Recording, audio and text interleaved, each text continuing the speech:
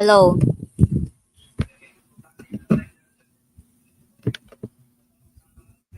Okay na?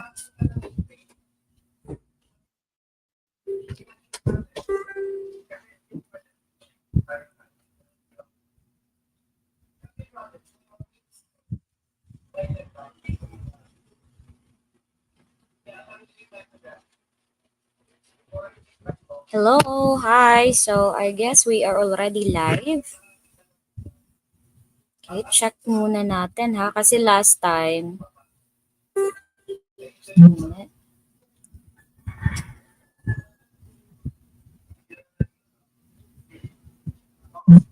I think sa ano tayo nag-live sa Facebook page ni Coach Tala.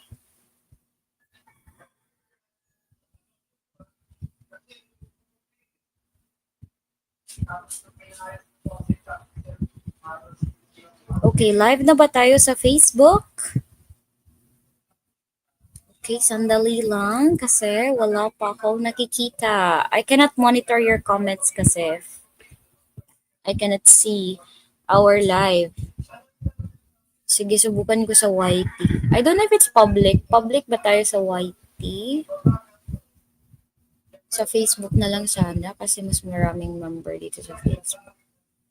Okay, yeah, here. Alright. Okay, verbal English or English proficiency. Hello, everyone. Magandang hapon. Okay, sige. Bago tayo magsimula, I would just like to say, pasensya na kasi last time, I did not know na black screen pala ako kasi I thought it was okay kasi nakapanood ako sa Facebook. Ewan ko lang kasi dun sa Facebook naman, parang okay siya tingnan. But then, later on, nung ni-review namin, it's really black. Tapos, yung nangyari pala kasi dalawang laptops yung ginamit namin. Kaya siya nagganon. Yeah, nag-echo. But anyway, so, ang gagawin na lang natin today is we have to repeat na lang doon sa mga concepts na napag-usapan natin last time na hindi naman pala ninyo nakita kasi black screen nga. Alright, so welcome to our CSE takers there, Mom Julia and Anna, and of course, Sir Ronald. Okay, so again, this is CSE Verbal English or English Proficiency, and we will try our best not to finish everything, but I doubt na matatapos natin kasi nga sobrang rami pa nating topics na kailangan i-discuss. But again, bibilisan lang natin since ano na nga to, no, para tong final coaching na. Alright, but if hindi kaya sa oras, then we will just have a part 2. Okay, so yan. Okay, so anyway, let's begin. Anyway, so yung topic pala natin last time na supposedly i-discuss natin ay verb tenses, 'di ba? Tapos kaya yun nga black screen, kaya yung gagawin na lang natin today is uulitin natin. Okay? So now I hope you're all ready. Ready na ba ang ating mga viewers diyan? Okay. I hope my voice is clear. Kung hindi siya clear, paki-comment po. I'm monitoring your comments here sa ating Facebook. Okay, so now let's talk about verb tenses. So, alam naman natin na sobrang raming verb tenses, di ba? Sobrang rami, nakakalula sa sobrang rami. And we have to at least talked about it, no, para naman may idea kayo. And of course, maggamit nyo in answering questions about verb tenses. Okay, so we have four: the simple tense, the progressive or the continuous tense. We have the perfect tense and the perfect progressive tense. Okay, now let's begin with the simple tense. As you can see, may blank tayo dito kasi I would like to illustrate here. Now, let's assume na etong linyang to is our timeline. Okay, parang ganon. Now here, since nandito siya sa unahan, this is our past. In the middle is our present. And here is our future. Okay? Yan. And wala akong mouse dito. Anyway, now, So sa simple tense, ito lang yung tandaan nyo, kailan ba tayo gagamit ng present tense? Okay, magsimula tayo sa present tense, okay? Present tense. Kasi marami yan sila, present tense, past tense, and then the future tense. Diba? So pag present tense, ano ba? Kailan ba tayo gagamit ng present tense? So ito yung tandaan nyo. Gagamit tayo ng present tense if we are talking about things or yung actions na routine na siya, meaning ginagawa natin siya everyday, ginagawa natin siya araw-araw, or ginagawa natin na regularly. Okay? Or you can also use simple tense kung facts yung pinag-uusapan. Yung mga hindi na magbabago kasi nga it's facts. Alright? So, halimbawa sabihin natin, I watch television every day, 'di ba? So it's a routine. It's something that you do every day. Kaya siya, it's present tense lamang yung gagamitin natin. Okay? So if we're going to plot it, ganito siya. Okay, ganyan. All right? Kasali siya dito kasi if it's something na ginagawa mo nga araw-araw, 'di ba? So ganyan. So this is how it looks like, okay? Sa present tense. Now, another example is facts, 'di ba? Gagamit tayo ng present tense. Ito yung tandaan nyo, gagamit tayo ng present tense if we're talking about facts. Bakit ba? Kasi nga facts yan, hindi yan magbabago. Alright? So halimbawa sabihin natin, it snows in Alaska. This is a factual statement. Okay? That's why we use present tense. Okay? Present simple tense. Okay? Yan. Okay. Next is the simple past. Okay, again, simple past. Simple past tayo. Of course, kailan ba natin gagamitin sa simple past? Kailan ba gagamitin sa simple past? Okay. If it's simple past, of course, ito yung actions or action na nangyayari or nangyari sometime in the past. Okay? Dito lang siya, alright? Dito lang. So, this is how it looks kasi nga, nangyari siya in the past. Okay? So, halimbawa sabihin natin, I ate rice last night. So, kagabi, last night. 'Di ba? Tapos na. So, that's why we use the simple past. Okay? Yan. So, simple past dito siya. This is how it looks like. Okay? Kapag pinlot mo. Okay, next is the simple future. Okay, again, simple future, kailan natin siya gagamitin? Of course, kapag yung action is hindi pa siya nangyayari and mangyayari pa lamang siya in the future. Okay? So, halimbawa, sabihin natin, I will watch a movie tomorrow. Diba? Bukas pa lamang siya. Okay? Kaya, we will use simple future. Okay, we'll watch. All right, yan. Okay, so that's it. All right, so that's for the simple tenses. Again, pag yung pinag-uusapan natin is routine or facts, that is simple present lamang. Okay, yan. Now let's continue with the progressive tense. Okay, progressive tense tayo. Okay, now same thing, mag-plot tayo. Okay, again, yung dito na side, that's the past. Ito namang may ano sa gitna, that is the present. And then, of course, here is the future. Alright? Now, kailan tayo gagamit ng present progressive? Masimula tayo palagi sa present. Again, present progressive yung pinag-uusapan natin. Okay, ano ba yung tatandaan nyo kapag nakakita kayo ng progressive? Okay? Pag progressive, it means ongoing. Alright? Meaning, hindi pa siya natatapos, kasalukuyan siyang nangyayari. Okay? That's ongoing. That's what ongoing means. Or that's what progressive means. Okay? So, no, kapag sinabi nating present progressive, meaning, nangyayari yung action right now. Okay? Kasalukuyan siyang nangyayari kasi nga it's in the present. 'Di ba? So halimbawa yung ginagawa ko today, right now, 'di ba? I am talking right now. 'Di ba? Kasalukuyan siyang nangyayari. Okay? So that's why that is present progressive. Okay? So meaning dito ako, okay, this is what we're going to use no kasi nga ano siya, ongoing siya. So nangyayari pa siya. So, ganun na lang natin. Okay? Yan. So, again, that's for the present progressive. Again, ongoing siya. Nangyayari siya right now. Okay? Yan. So, this is present progressive. Right? Now, ano naman yung past progressive?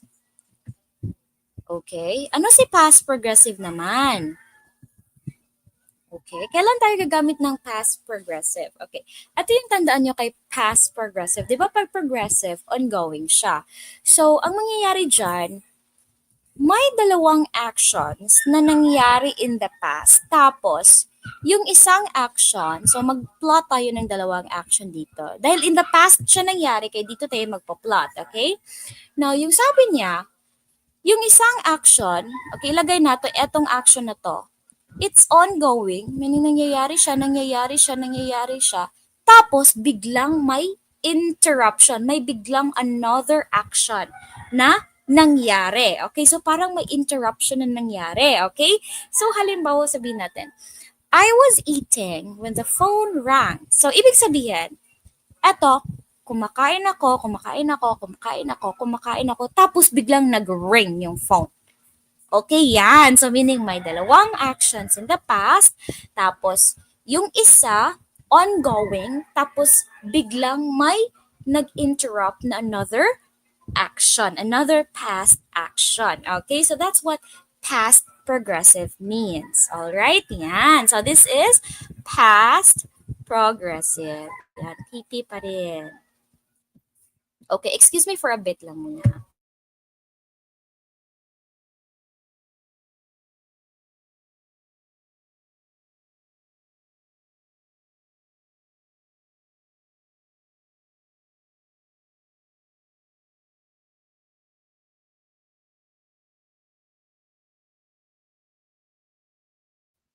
Yan, okay.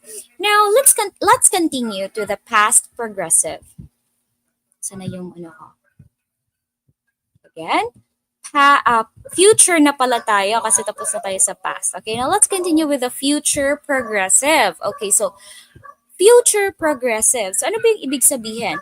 Meaning, we are talking about an action na magpapatuloy siya in the future. Meaning, hindi natin alam kung kailan siya matatapos in the future. Hindi pa siya nangyayari and yung action na yan ay magpapatuloy pa somewhere in the future. Okay, so halimbawa sabihin natin, I will be watching television for the next few hours. Sabi niya, I will be watching. So, meaning, mangyayari siya in the future. Halimbawa natin, okay, in the future, manonood ako ng TV.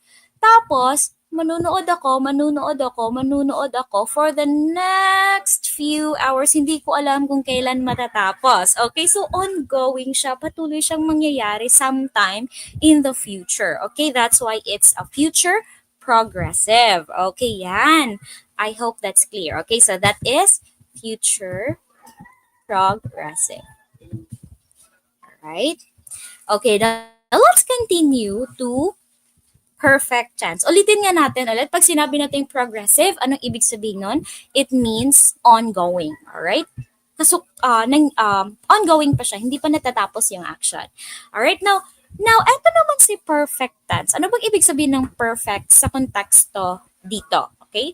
Yung perfect po, in this context, it means na completed. Okay? Meaning, tapos na yung action. Alright? Again, it means completed.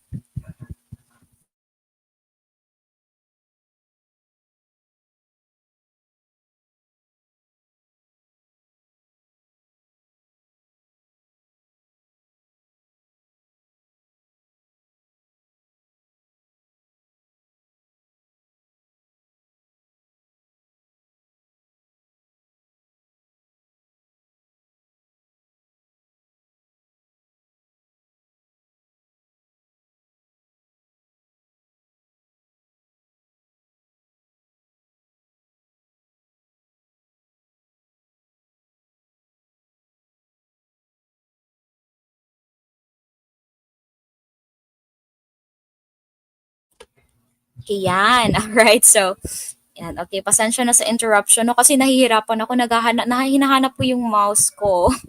Hindi ko kasi siya nakita. So, anyway, so yan. So, again, pag sinabing perfect, ito yung tandaan nyo. It means completed na yung action, meaning tapos na. Okay? Tapos na yung action. Kung si progressive, ongoing, hindi pa tapos, si perfect, it means the action is completed. Okay? Now, ano yung ibig sabihin yan? Okay, then, so mag-plot ulit tayo dito. Alright, so same thing. Alright. Now, pag sinabi nating past perfect, again, past perfect tense. Ano yung ibig sabihin nito? It means, bakit tayo sa past nagsimula? But anyway, since past yung inuna natin, sige, magsimula na lang tayo sa past. Ito yung tandaan nyo sa past perfect. Meaning, may dalawang actions na natapos in the past. Okay, again, may dalawang actions na natapos or na-complete in the past. Okay, now halimbawa, I had finished my homework before she arrived. 'Di ba? May dalawang verb tapos itong dalawang verbs na to or actions na to ay natapos sila in the past. Okay, so ibig sabihin niya, natapos ko na yung homework ko this time bago siya dumating. Okay, dumating. So, meaning it's already in the past. Okay, again, pag sinabing past perfect, dalawang past actions na nangyari. Okay? Yan. Alright. Now, ano naman si present? Okay, present perfect tense. Now, di ba present? So, meaning sa present siya na complete. Okay? Yung kanina, sa past perfect, so meaning sa past siya na complete or natapos. Okay, now, pag sinabi po natin present perfect, it means na may action na ginawa ka na nagsimula in the past, tapos, ngayon mo lang siya natapos. Okay? Sa present mo lang siya natapos. Dito mo lang siya natapos. Okay, again, pag sinabing present perfect, yung action, sinimulan mo siya sometime in the past, tapos ngayon mo lang natapos. And that's why it's called present perfect, kasi sa present, sa kasalukuyan mo lang siya natapos. Okay, now halimbawa sabihin ko, I have finished my homework. Meaning, sinimulan kong magawa ng homework sometime in the past, tapos ngayon ko lang siya natapos. Okay? Yeah, that's what it means sa present perfect. Now, ano naman sa future perfect tense? Again, future perfect tense. Now, ito yung tandaan nyo. Gagamit tayo ng future perfect tense. Usually, if we are talking about an action na planned siya, again, planned, meaning planado mo. Okay? So, halimbawa sabihin natin, we will have come home by the spring. Alright? So, ilagay natin, this is the end of the month. Okay? End of the month. Okay? Sabi niya, we will come home. Meaning, sometime in the future, before this springtime, ay nakauwi na sila. Alright?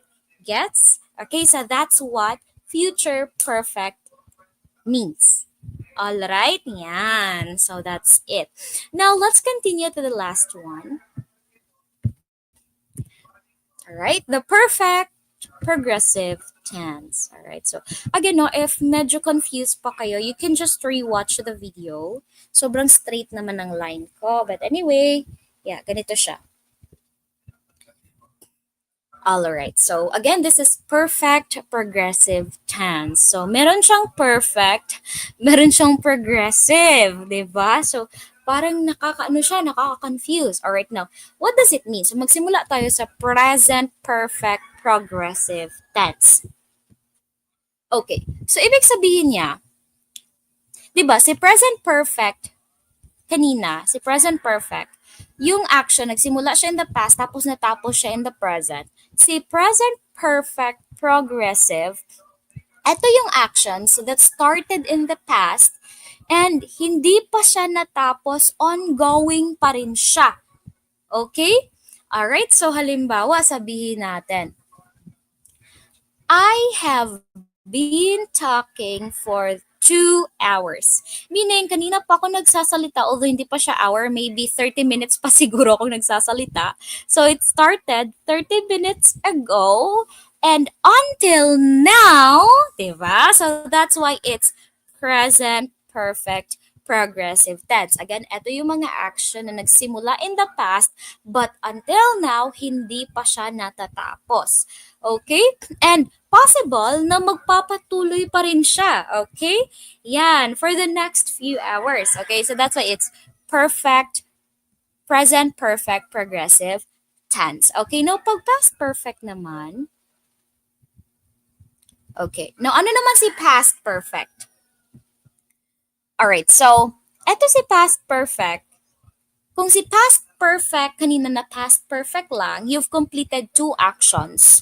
Si past perfect progressive, yung na nangyayari dito, may isang action na ginawa mo in the past. Okay? Halimbawa, so dalawa siyang action ulit. Dalawa. Okay? Alright. Now, yung isang action, ginagawa mo, ongoing siya, tapos, there's another past action na nangyari. Okay? So, halimbawa sabihin ko, she had been working before the power went out. So, dalawang actions, di ba? So, meaning, nagtatrabaho siya, tapos biglang nawala yung power. So, she stopped working, di ba? Ganon. So, that is past perfect progressive. Now, ano naman si future perfect progressive? Okay, so, ito yung tandaan naman nyo kapag future perfect progressive, gagamitin natin siya if we're talking about duration. Okay? Duration. Alright? Now, halimbawa. So, we will have been living in Cebu for a decade this January. So, ano pa bang month tayo ngayon? It's still August, di ba? So, but then, pinag-uusapan niya January. So, ipagpalagay natin na this is January. Di ba? She's talking about duration. Di ba? So, meaning, pagdating ng January, magta 10 years na silang nakatira dito sa Cebu. Okay? So meaning, we are talking about a continuous action because until now, in the future, patuloy pa rin silang nakatira dito. Nandito pa rin sila nakatira sa Cebu. And on January, pagdating ng January, magta 10 years na sila. Okay, so we're talking about a continuous action that will be completed at a given time in the future, which is, in this case, is the January. Okay, yan. So, di ba? We are talking here about duration. Okay, so that is perfect, future perfect, progressive. Yan, so sobrang haba para ang hirap niyang sabihin. Alright, now, okay, tapos na tayo sa discussion na part. This time, we will try, okay? Subukan nating magsagot ng mga questions about verb tenses, okay? In Pirates of the Caribbean, Captain Jack Sparrow, blank played by Johnny Depp. Again, in Pirates of the Caribbean, Captain Jack Sparrow, played by Johnny Depp. What's your answer? Is it A, in, B, was, C, where, or D, has? Okay. Sige, magsagot kayo.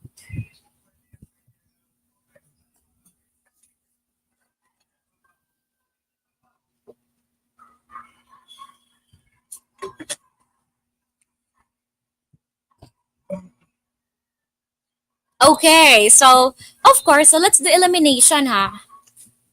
Alright, kailan tayo gagamit ng has? Okay, gagamit tayo ng has if we are talking about present perfect tense, di ba? And is this present perfect tense? No, di ba? So, because the present perfect tense, nagsimula ang action in the past, natapos in the present. Ganon. Which is not the case here. Now, si where naman, tandaan natin sino ba yung pinag-uusapan natin, si Jack Sparrow. Ilan ba si Jack Sparrow? Isa lang, meaning Jack Sparrow is singular. We need a singular verb. Okay, now where is plural? Kaya i-delete na natin. And do we need a preposition here? No, we are looking for an auxiliary or a helping verb. Okay, now the rest, ang yung naiwan ay C, letter B, which is yan yung tamang sagot. And this sentence is an example of a passive voice. Okay? Ito yung clue word nyo ha. If you're being asked kung yung sentence by active or passive, ito lang yung tandaan nyo. Most of the passive sentences, meron silang by. Okay? Meron silang by. Okay? But pag hindi sila gumagamit, may mga instances rin na hindi sila gumagamit ng by. So, ito na yung tandaan nyo. Kapag active siya, yung subject mismo yung gumagawa ng action. Pero kapag passive, hindi. Okay? Kabaliktaran siya. Alright? Yan. So, si subject, yung receiver na ng action. That is passive. Alright? Okay, now let's continue. I blank to buy a golden retriever since last summer. Is it have wanted or wanted? What's your answer? Dito muna. Since last summer. Okay. Kapag may nakikita kayong mga time, eto, these will serve as our clue word para malaman natin kung anong verb tense yung appropriate na gamitin. Okay, so ano ba yung sagot natin dyan? I blank wanted. Alright, so the answer here is, ano ba yung ibig sabihin ng sentence? Ibig sabihin ng sentence, gusto niya ng golden retriever simula pa nung last summer. So meaning, last summer until now, gusto niya pa rin. Okay, now bakit kayo nag-wanted? Kapag sinabi natin, I wanted to buy a golden retriever, dahil wanted yan, it's simple past, meaning, past lang siya. Tapos na siya in the past, diba? So tapos na siya.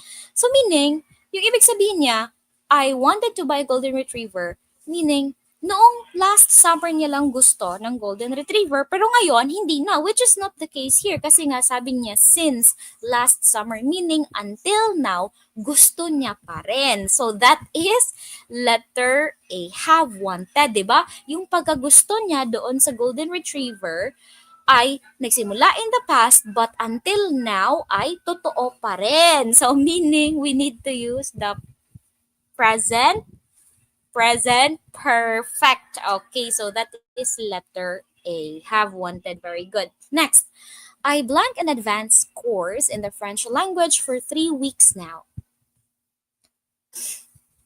Diba? Sabi niya for 3 weeks now. Meaning, nagsimula. Okay, yan. Bilugan natin. Okay, meaning, kung iintindihan nyo, yung mga sentences na ganito, no, it looks difficult to understand. So, yung gawin nyo, i-try nyo siyang i-translate into a language na mas maintindihan ninyo.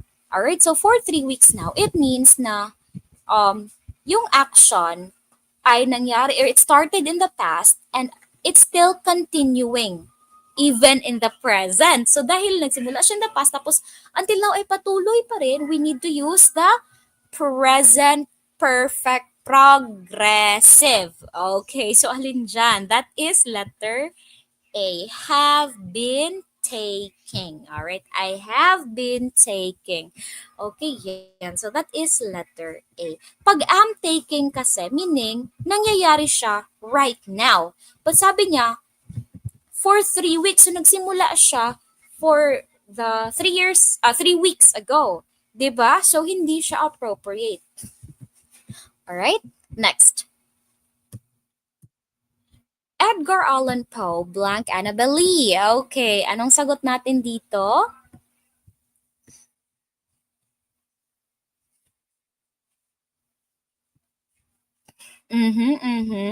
What's your answer here? Edgar Allan Poe, tapos na. That is wrote. Okay, pag sinabi kasi natin has written, so nagsimula siya in the past, tapos ngayon niya lang natapos, which is hindi, di ba? Kasi matagal nang nasulat ni A.A. Poe, yung Annabel Lee. Alright, so that is letter B. Okay, next. The sun blank by the time the little girl came home. Okay, yan. The sun blank by the time the little girl came home. Alright, so may isang past action here. So, meaning, meron tayong another past action. This is an example of past perfect. Okay, 'di ba? So, 'di ba pag past perfect, dalawang past actions. Now, alin dyan yung past action? Had sat. Okay, so the sun had set by the time the little girl came home. Okay, that is letter A. Very good. All right, let's continue. The company hopes they blank a suitable recruit. Sorry, this is recruit on the job fair tomorrow. What's your answer? Is it will find or be find? Okay? Again, kapag may nakita kayong indication ng time, you always encircle it. Tomorrow daw. So, bukas pa siya. So, meaning, the action will happen in the future. That is letter A. Kailan gagamitin yung simple tense lamang? Simple present tense, gagamitin lang natin if we are talking about routines or facts. Okay? Next.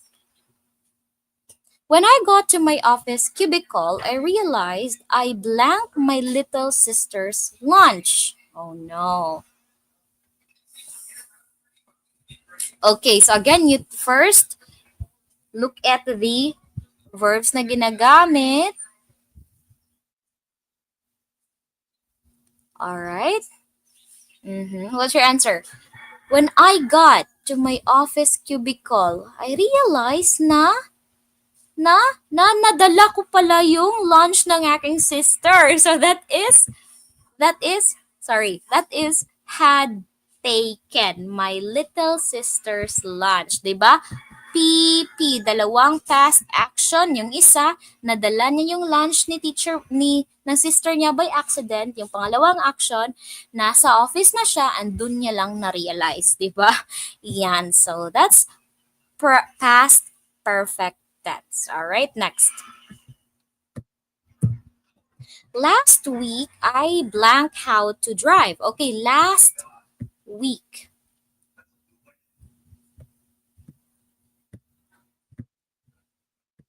Okay, last week, is this active sentence or passive sentence?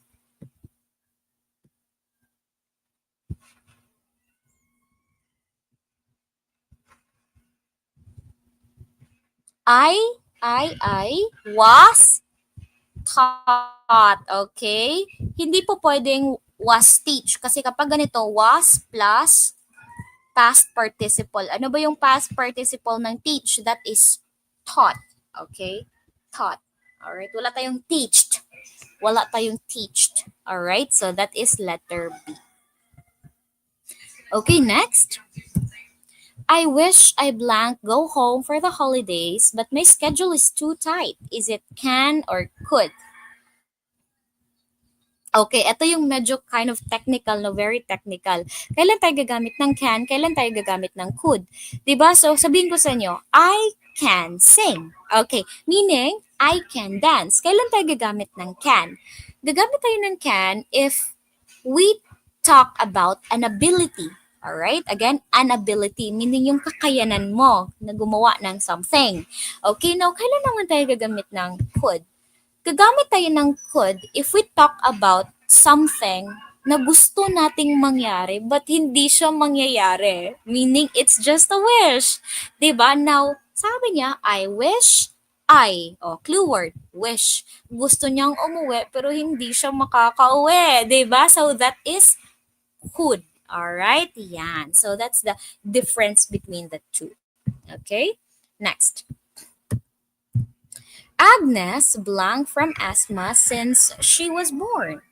So, simula pa lang pagkapanganak kay Agnes ay may asthma na siya. But hindi pa siya na-cure, 'di ba? So meaning until now ay si Agnes may asthma pa rin. So meaning we use the what? The has been suffering. Diba? Present progressive. Nagsimula siya in the past. Yung asthma niya, meron na siya since in the past. And until now, ay totoo pa rin. Until now, may asthma pa rin si Agnes. So, that is letter A. Okay? Kasi kung had been suffering, meaning wala na siyang asthma now. Diba? But the thing is, since, sabi niya ulit, since, so simula pa lang pagkapanganak, until now, ay may asthma pa rin siya. Okay? Yan. So, that's how the verb tenses can affect the sentences. No? Mababago niya talaga yung meaning. Alright, now let's continue. I still blank butterflies. I still, clue word, still. Meaning hanggang ngayon ay ginagawa niya pa rin, totoo pa rin now in the present, that is, I still collect. Alright? Kasi ito, pang future lang to, di ba? Pang future lang. Ito kasi it's a fact. Totoo pa rin siya now. Alright? In the present. Okay? Yan. Next. Next year, I blank coin for a change. Next year, kapag may mga indication ng time talaga, always consider it, always encircle it. Okay? Next year, I blank coin for a change. Alright? That is, anong sagot natin dyan? Okay, again, sabi niya next year. So, mangyayari siya in the future. That is, I will collect. Alright, yan. Okay, next. Rosa blank that her neighbor is bound to do bad things. O yan, alam niya na itong neighbor niya ay gagawa talaga to ng kalokohan. Okay, so meaning, alam niya, yung belief niya nagsimula in the past until now ay alam niya pa rin. 'Di ba? So that is, wait, ilan ba si Rosa? Ilan ba si Rosa? Rosa is just one person, so meaning that's singular. Now, yung isa sa options ay plural. Now, alin dyan yung singular? Kasi singular yung subject natin, di ba? So, eliminate nyo na yung plural, no? So, we answered letter A. Okay, yan. Di ba? Sobrang dali lang. Rosa has always known. Okay, next. Since his capture, the spy has never,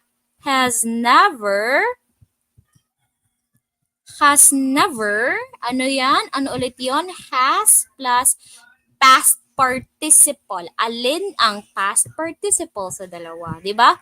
Speak, what's the past tense? Spoke, what's the past participle? Spoken. Okay, now ano yung past participle? Spoken. Yan, okay. We never use has or have plus past tense, ha? It's always past participle. Okay, yan yung tandaan nyo. Alright, and if hindi nyo pa kabisado yung ating verb tenses, like, yung word tense, the past participle, the past tense and the past participle, you can always explore it para naman may idea kayo. Alright, next. Some cattle blank for the festival. Some cattle. Ayan, sabi niya some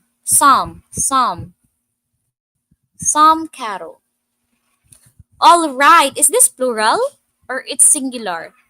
That is, ayan, dyan tayo magkakatalo. Okay, ano ba kasi yung cattle? Cattle, it's a plural noun, di ba?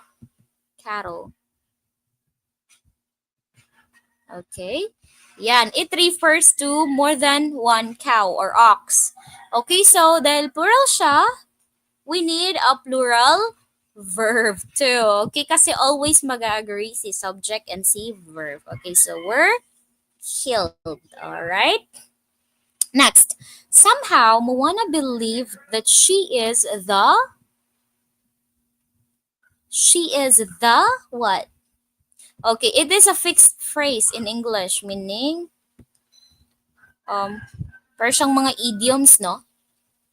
Na grupo ng mga salita na palaging magkakasama, and it has also a fixed meaning. 'Di ba? Ano ba yung term natin dun sa napili? 'Di ba? That is chosen one. Alright? Moana is the chosen one. Sana all ang napili. Alright, now let's continue. So, tapos na tayo sa verb tenses. So, let's continue to pronouns. Ano ba yung mga pronouns ulit? Di ba yung pronouns? Ito yung pinapalit natin sa ating mga nouns or sa mga pangalan. Okay? Now, let's see. Ayan, okay. You have to choose the appropriate pronoun para sa ating mga sentence. I cannot seem to find blank who watched the documentary last night. Ano yung sagot natin dyan?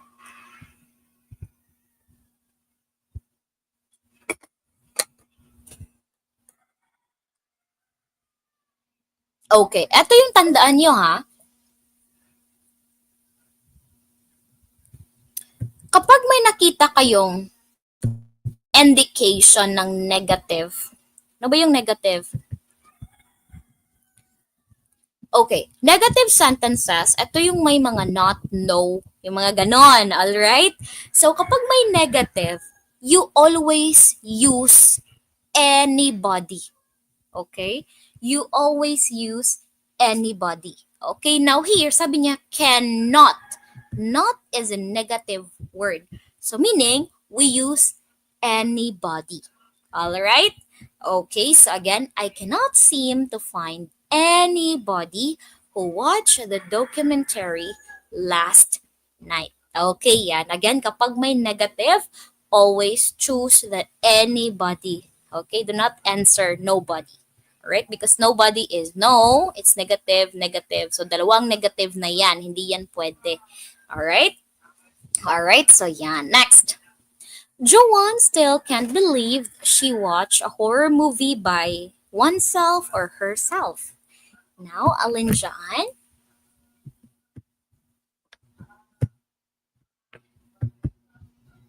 Okay, this is an example of what we call reflexive pronoun.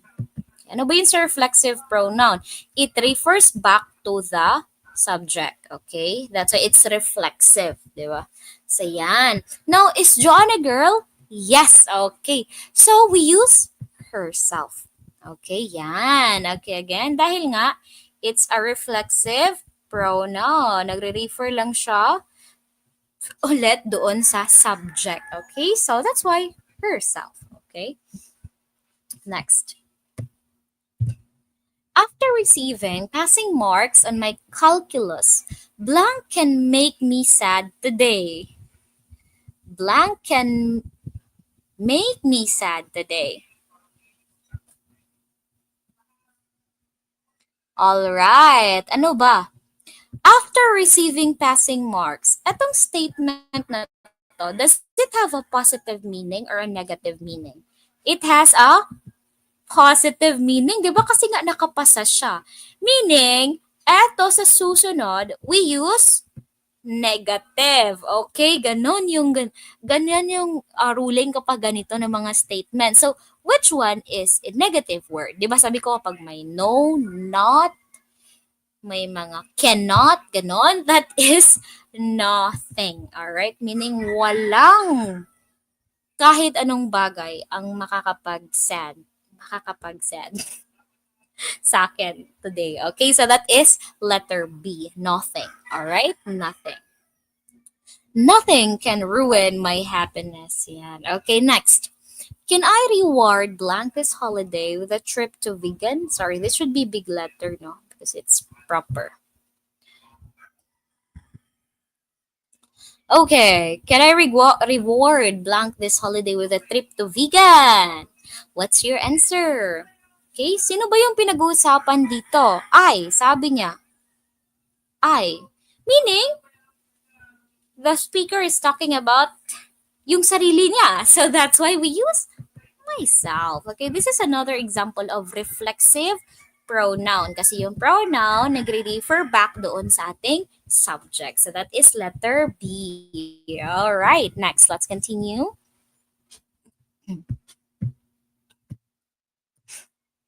My mom is asking my brother and blank if we're ready to go.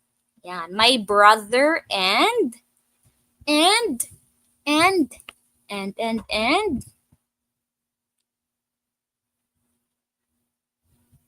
Okay. That is my brother and me. Now, kailan tayo gagamit ng I? Kailan tayo gagamit ng me? Gagamit tayo ng I kapag eto mismo yung subject, 'di ba? I am going to vegan. Okay?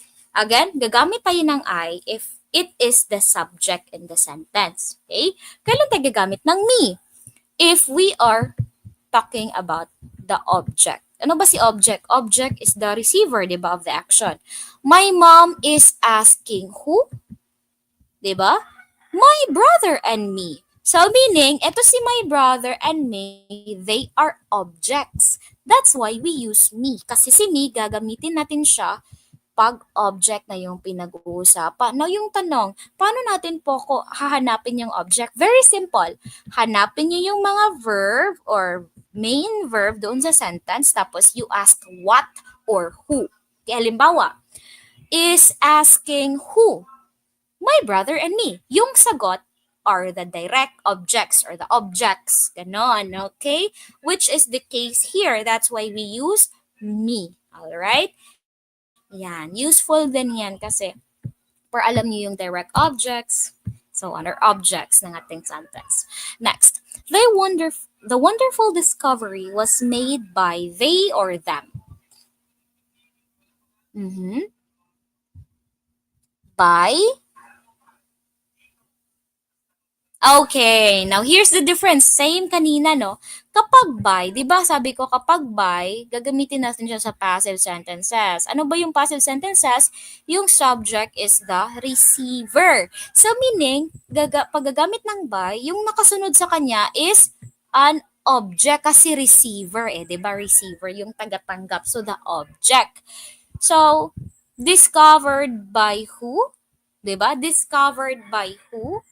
Okay. Now, the answer here is them. Kasi si them yung tinatawag nating object pronoun. Okay? Meaning, ginagamit natin siya if we are referring to an object. Ito kasi, tinatawag natin siyang subject pronoun. Meaning, ginagamit natin siya as a subject in our sentence. Diba? Sabi natin, they discovered a cave, di ba? They. So, the they there is the subject. Whereas, si them, ginagamit natin siya to refer to objects, okay? Or the receiver of the actions, okay? Yan. Discovered by who? Them. Alright? Yan. Next. I ran after the robbers when I saw Blank running away.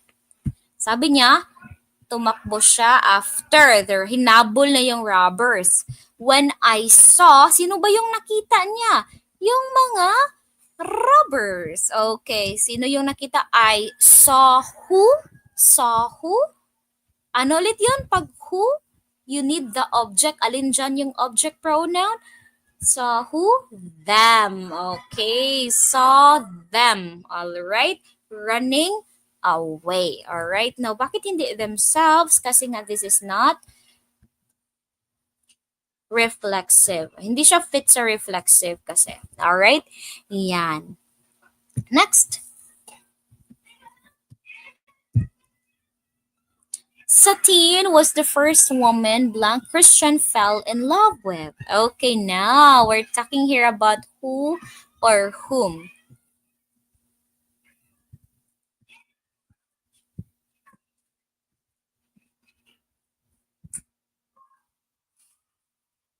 Okay, ano ba yung sagot dito? Okay, we are talking here about Satine. Now, to identify kung who or whom yung gagamitin, ito yung tandaan nyo. Kailan ba gagamitin si whom? Si whom gagamitin if we are talking about the object. Okay, object ulit. Yung sagot sa who, di ba? Verb plus who, yung sagot is the object. Okay, now yung tanong, si Satine ba is the object or the subject? Kapag subject kasi yung pinag-uusapan, we use who. Alright? Now, okay, you first identify the main verb in the sentence. Sino ba yung na-fell in love? Is it Satine? No, it's Christian. So meaning, Christian is the who. Now, so meaning, sino ba yung na in lovean ni Christian. Sino ba yung receiver ng love? Eh, di si Satin. So, meaning, Satin is the object. Dahil object si Satin, we use whom. Alright? Again, dahil object si Satin, whom yung sagot. Fell in love with whom? Satin. Alright? Yan. So, si Satin yung receiver ng action. So, we use the object. Alright, next. Blank of us still have to understand that we should live for the present and stop worrying about the uncertainties of the future. Is it much or most?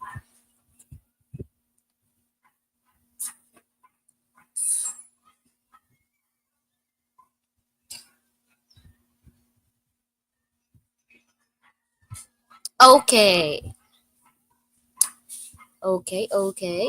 Yung us here is referring to people, di ba? Now, people, are they countable or not? They are, of course. We are countable. Nabibilang naman yung mga tao. So, ano yung sagot dito? Kapag nabibilang, we use most. Kapag hindi nabibilang, we use much. Halimbawa, sabihin ko, I don't have much time. Diba? Hindi naman natin nabibilang yung time. I don't have much water. Hindi naman natin nabibilang yung water. Okay, but the us here, understandable na people siya, and people is countable. So we use most. Alright? Most of us. Alright? Yan. Next. I repaired blank bicycle using spare parts from the garage. Is it my or mine? I repaired. Ano ba yung possessive adjective dito? Ano ba yung possessive adjective? Nagpapakita ng ownership. May kasunod na noun. Okay, yan. Alright. So, okay, no? So, eto yung clue word natin. The answer here is my bicycle. My bicycle is what we call possessive adjective. Now, how are you going to identify na, ay, kailangan niya ng possessive adjective?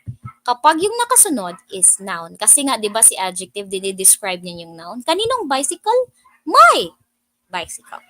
Akin yan. Okay, yan. So, that's why we use possessive adjective. Kasi nga, we are describing a noun. Now, kailan gagamitin si mine? Si mine kasi hindi niya kailangan ng another noun. Kasi si mine is pronoun. Di ba? Pronoun. Okay, again, si mine is pronouns. Hindi niya kailangan ng another noun after it.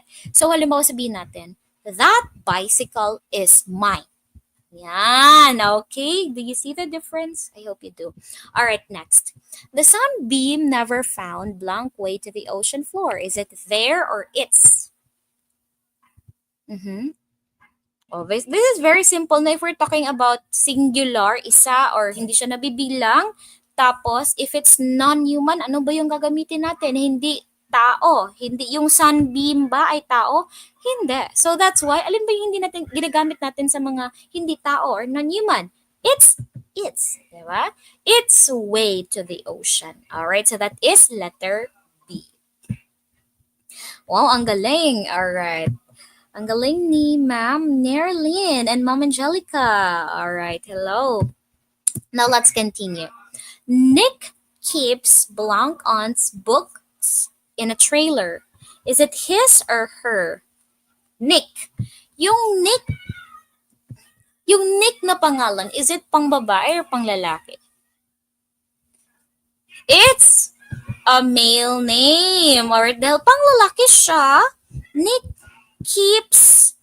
Kaninong aunt ba yung pinag-uusapan natin? It's Nick's aunt. Nick is a man, so we use his. Alright? So yeah, very simple. Diba? Nick keeps his aunt's book, meaning aunt niya mismo. Okay? Yung book ng aunt niya. Alright? Next. The slaves were kept in an arena and made to fight among their or themselves. What's your answer? Among. We are looking here for reflexive pronoun, meaning ito yung nagre-refer back doon sa subject. Ano ba yung subject? Slave. Sino yung nag-aaway-away? Sila rin mismo. So meaning the subject and the object are similar, thus we need a reflexive pronoun which is themselves. Okay, yan. Sila rin mismo kasi yung nag-away-away. Huwag kasi kayong mag-away-away. Alright, next. I found blank trinkets in blank little shop in the corner. Ayan, ito tingnan natin. You should know the difference between that, these, and those. That is singular. Those is singular. Both of them means nasa malayo. This is singular. These are plural. Both of them means nasa malapit. Okay? Yan. So, yan yun. Tandaan nyo yan. I found these or that. Ano bang sagot natin? I found, okay. To identify, you have to look at the following word. No? Kasi ito yung tinatawag nating demonstrative adjectives. Kasi nga, dinidescribe nila yung mga nouns. Ito kasi mga nakasunod sa kanila, noun yan. Kapag noun yan, that is an adjective. Okay? Meaning yung nasa unahan yan is an adjective. Yan yung tandaan nyo, ha? Okay. Now, the clue word here is you have to look at the nouns na nakasunod sa kanila. So, trinkets. May S. This is plural, meaning marami. Now, alin ba dyan yung plural? Is it this or these? These, diba? These. Now, sa susunod naman, in blank little shop, meaning ilang shops? Isa lang, kasi nga shop lang. So, isa lang, meaning singular, na alin dyan yung singular? That or those? That. Diba? So, the answer is letter A. Okay? Diba? Sobrang dali lang yan. Okay? Kaya ulit-ulitin nyo lang yung video. Next. Whenever I go on vacation, I always buy souvenirs in blank small stalls. Is it A, that, B, those? Okay, tingnan niyo ulit yung noun na nakasunod. Small stalls. Marami kasi may S. But hindi lahat ng may S ay marami ha. Especially dun sa mga subjects, mathematics, statistics. Those are singular kahit may S sa dulo. Alright, so small stalls. Meaning, marami. Now, alin ba yung plural dyan? Is it that or those? Those, diba? So the answer is letter B. Next. Blank fridge magnet behind you was bought in Cebu. Is it A, this or B, that? Blank fridge magnet behind you was bought in Cebu.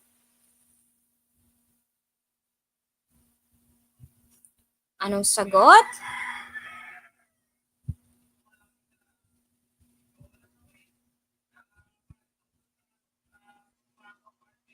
Okay, again, you take a look at the noun next to it. Fridge magnet yung pinag-uusapan. Marami ba or isa lang? Isa lang. So, we need a singular demonstrative adjective. So, that is, alin ba? That? Wait. Behind you yung sabi niya kasi both of them pala ay singular, di ba?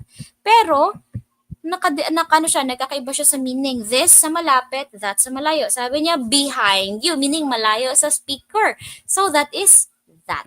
Alright? Yan, letter B. Okay, great job sa pronouns natin. Now, let's go to adjectives. Okay? Adjectives tayo. Ano ba yung adjectives? Ito yung mga words na nagde-describe sa noun or sa pronoun. Okay? Now, let's see kung kaya natin to. Familiar na ba tayo dito sa mga topics na to? And then, ito yung mga foundations in English na hindi talaga siya mawawala sa mga kahit anong exam. Okay? So, what you're going to do here is to choose the correct adjective. Okay? Para sa sentence. Alright? So, again, kapag adjective yung pinag-uusapan, always look at the noun next to it. Kasi yan yung dinidescribe niya. Okay? The museum is full of, do you say Egyptian? Walang Egyptian, diba? So the answer is Egyptian sculpture. Okay? Next, the summer air is refreshing. Yan, ito yung dinidescribe niya. Is it warmth or warm? Okay. Pag sinabi pa nating, ano ba kasi yung kaibahan, no? Is it warmth or warm? Pag sinabi kong, I can feel his warmth. Warmth is a noun, diba? So, meaning, hindi natin siya pwede gamiting adjective kasi nga it's a noun. Warm is an adjective, diba? The warm summer air is refreshing. So, that is letter B. Next. The Academy Awards is an blank event. Oh, sabi niya an, an, an event. Okay? Alright. Okay, what's the difference? Di ba Miley? Di ba usually kapag Miley, that is ano ba yung Miley? Slowly. Quickly. That is an adverb. Okay, so meaning, hindi siya kasi nga we're looking for an adjective. So the answer is annual. Okay, meaning nangyayari siya every year. Alright? Next, Snow White is the blank of them all. We're talking here about the comparison of adjectives. Ano ulit yon? Positive, comparative, superlative. Kapag no comparison, that's positive. Okay? Pag kinumpare mo yung isang bagay to another bagay, that is comparative. Kapag isang bagay kinumpare mo sa marami, that is superlative. Now, alin dito yung superlative? Yung may ER. ER is for comparative, meaning 1 versus 1. Okay, so the answer is fairest. Bakit fairest? Kasi it's already in the superlative 1 versus all, di ba? Oh, dahil sabi niya all, meaning that's more than 2, di ba? So, all. Alright, so that's letter B. Okay, next. The man has a strong accent. Okay, we're describing here the word accent.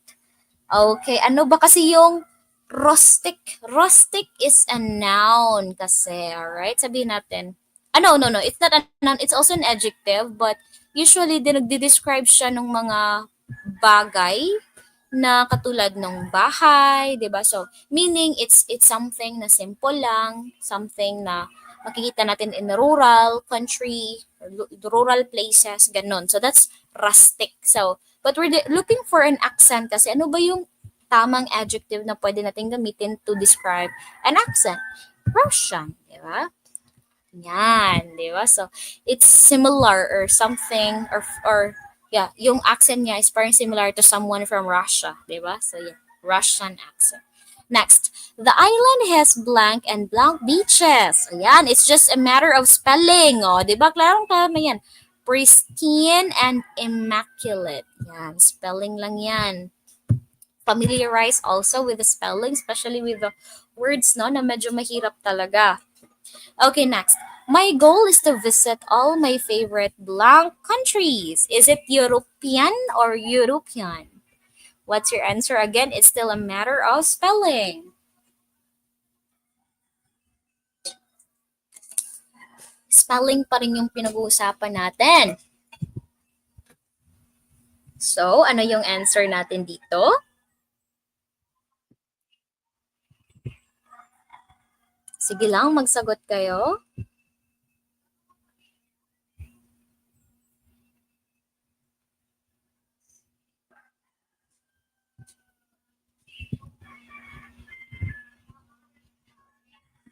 Teka lang, nawala yung live ko.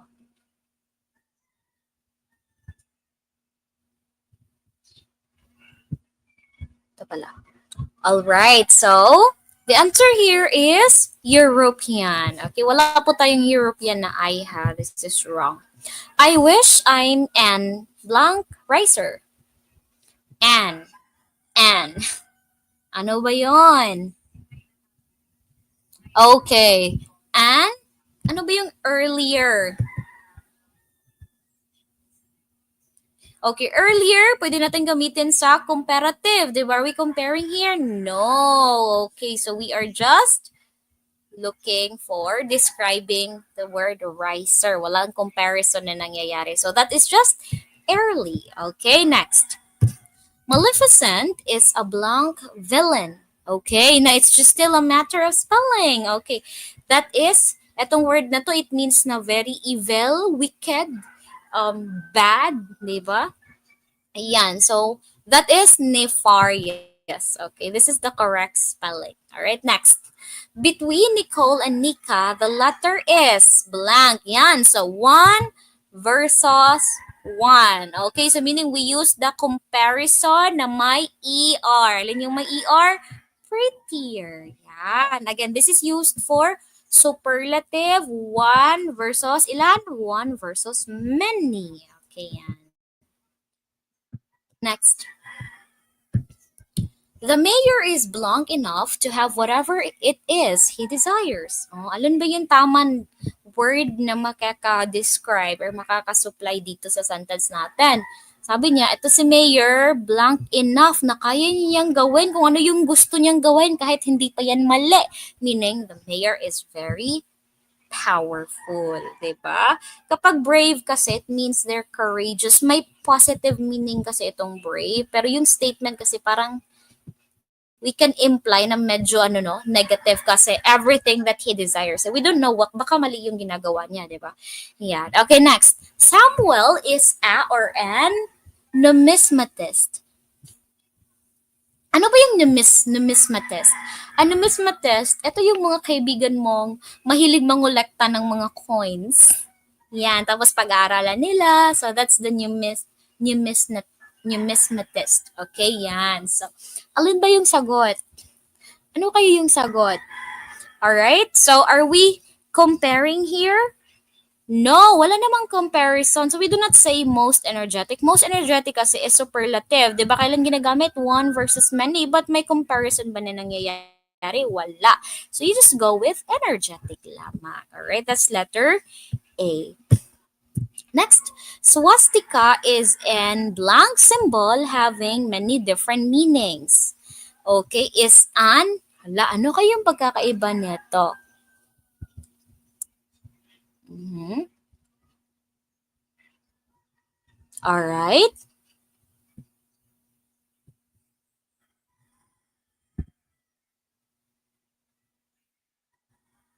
Alright, ito yung pagkakaiba, no? If we're talking about abstract things, again, abstract things, just like symbols, just like ruins, or yung mga traditions ng mga tao, halimbawa, we use ancient. Okay? Now, kailan tayo gagamit ng antique? Antique kasi, ginagamit natin siya usually dun sa mga bagay-bagay talaga na nahawakan natin, di ba? Yung mga makokollect natin, yung mga jewelry halimbawa, yung mga furniture halimbawa, di ba? Mga old objects. Okay, yung mga nahawakan, yung may physical appearance talaga sila. Okay, but if we're talking about something na old siya or came from like a very long time ago, halimbawa yung traditions, mga beliefs, even yung mga symbols, we use ancient. So ancient is more abstract compared to antique. Alright, yan. Next.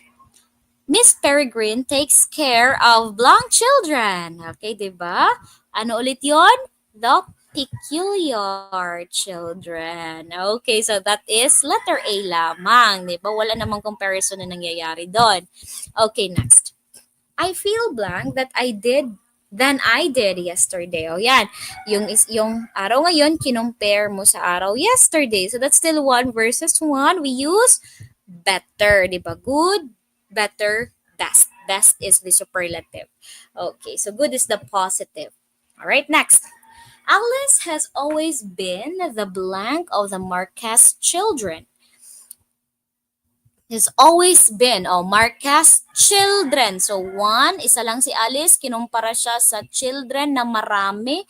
We use the calmness. We use the superlative. Okay. Next. Of the two of us, it is my blank brother who plays musical instruments. Is it younger or youngest? Okay, two. Two of us. Dalawa lang sila. So, 1 versus 1. Okay, siya versus yung brother niya. That is younger. Okay, younger brother. Okay, let's letter A. Diba? So, very dali lang talaga, no? You just have to, anong tawag dyan? Translate the sentence in a language na madali mong maintindihan, no? The committee made a or an decision. Okay, is it unanimous or anonymous? Okay, ano ba yung kaibahan ng dalawa? Hindi sila magkatulad, ha?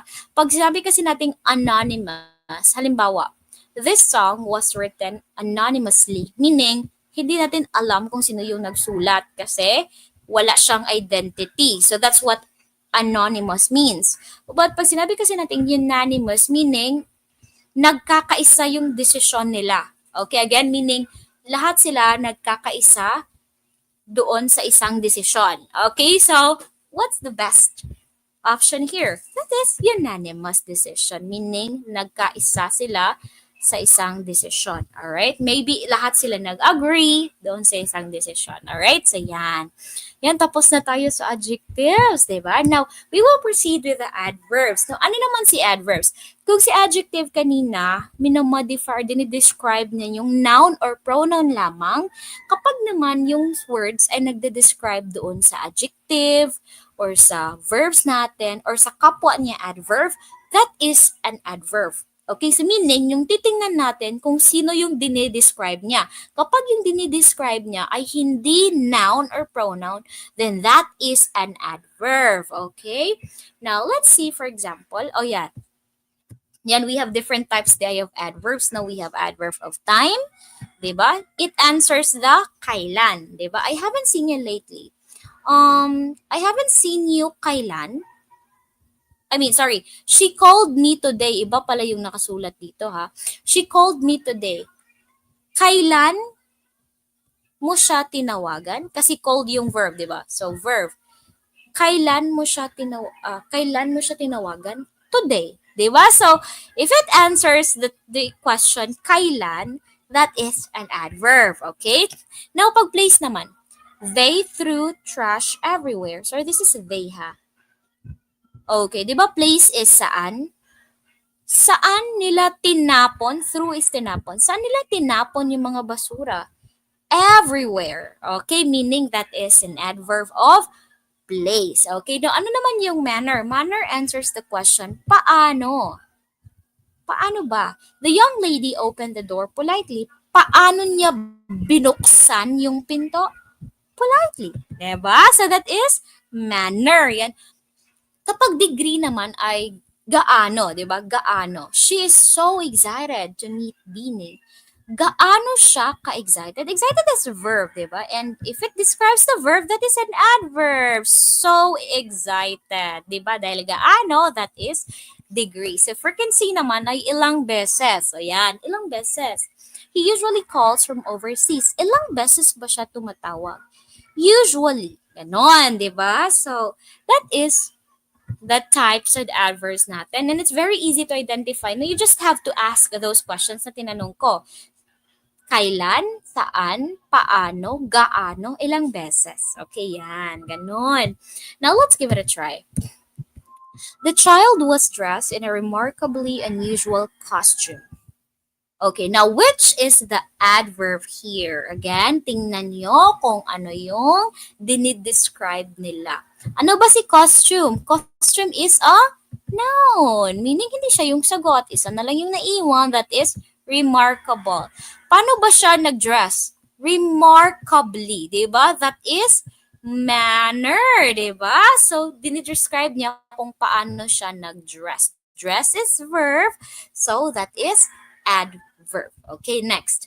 Despite bad reviews, the movie unbelievably won an award.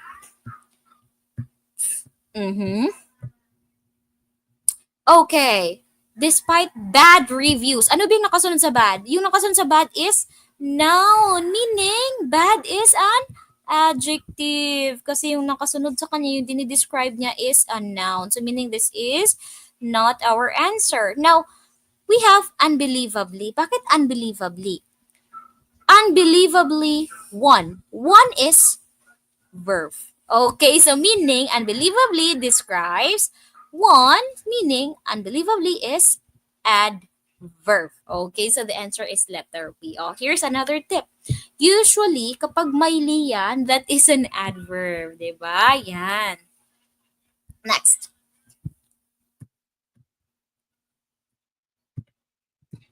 After I hear the news, I was quite doubtful. Is it A, quiet, B, doubtful? Ano ba si doubtful? Doubtful, I was quite doubtful. Ano ba yung doubtful? Doubtful is like, hesitant, ganon, di ba? Para siyang, hindi siya sure, ganon, hindi siya sure. So meaning, it describes, di ba, what you're feeling. Ganon. So meaning, this is an adjective, di ba? Adjective. Now, sabi niya, quiet, doubtful. Now, this quiet describe doubtful, di ba? Manner, gaano ka ka-doubtful? I'm quite doubtful, di ba? So, quiet. So, meaning, quiet dahil dinidescribe niya ay isang adjective that is an adverb. So, quiet is the answer here. Next, the elderly women walked briskly. Now, is it elderly or briskly? Yan ha, tingnan nyo. Alam ko dalawa silang may li. But again, sabi ko hindi lahat ng li ay adverb. Now, let's begin with elderly. Tingnan nyo yung nakasunod sa elderly. Women. Ano ba si women? Women is a noun, di ba? Meaning, dahil si elderly, nakasunod sa kanya noun, dinidescribe niya si noun, she is an adjective. So, meaning, hindi siya. But paano siya naglakad? Paano sila naglakad?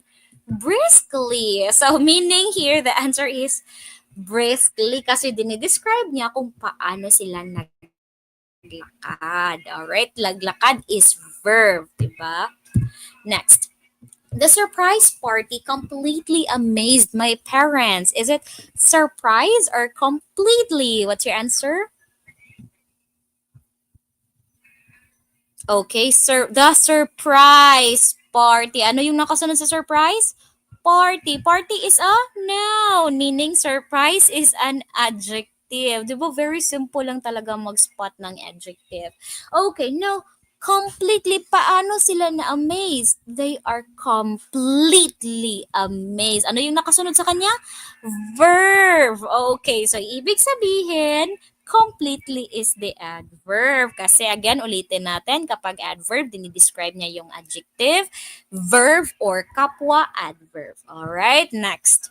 Hazel prefers extremely risky sports. Hazel prefers extremely risky sports. Ano yung sagot natin dito? Parehas din silang may li. Ano yung sagot? Okay, now tingnan nyo kung ano yung nakasunod muna, no? Risky. Ano yung nakasunod kay risky? Sports. Ano si sport? Sport is a noun, meaning risky is adjective. Diba? Ngayon, si extremely, ano yung nakasunod kay extremely? Yung nakasunod kay extremely is an adjective, meaning si extremely, dinidescribe niya yung adjective. Diba? Gaano ka-risky? It's extremely risky, meaning extremely is our adverb. Diba? Sobrang madali lang ba? Yan. Okay, next. The Philharmonic plays exceptionally well. Yan, tingnan natin. Okay. Oh, ito yung sabi ko sa inyo. Paano ba nag-play yung Philharmonic? They play well. Okay, well. It's a manner, di ba? So, well is an adverb, no? But then sa option, walang well. So, ano yung sagot natin? Ano ba kasi si exceptionally? Ano ba yung dinidescribe ni exceptionally? Si well. Well is an adverb, meaning exceptionally is also an adverb. So, meaning an adverb modifying or describing another adverb. That's possible, di ba? Sabi ko kanina si adverb, dinidescribe niya si adjective, si verb, or kapwa adverb na siyang nangyayari dito. So, the answer is letter A, di ba? Next, let's continue. Ed Sheeran's new song went straight to the top of the charts. Is it new? Is it straight? Okay, again, tingnan yung nakasunod. New song. Song is noun, meaning new is an adjective, hindi siya.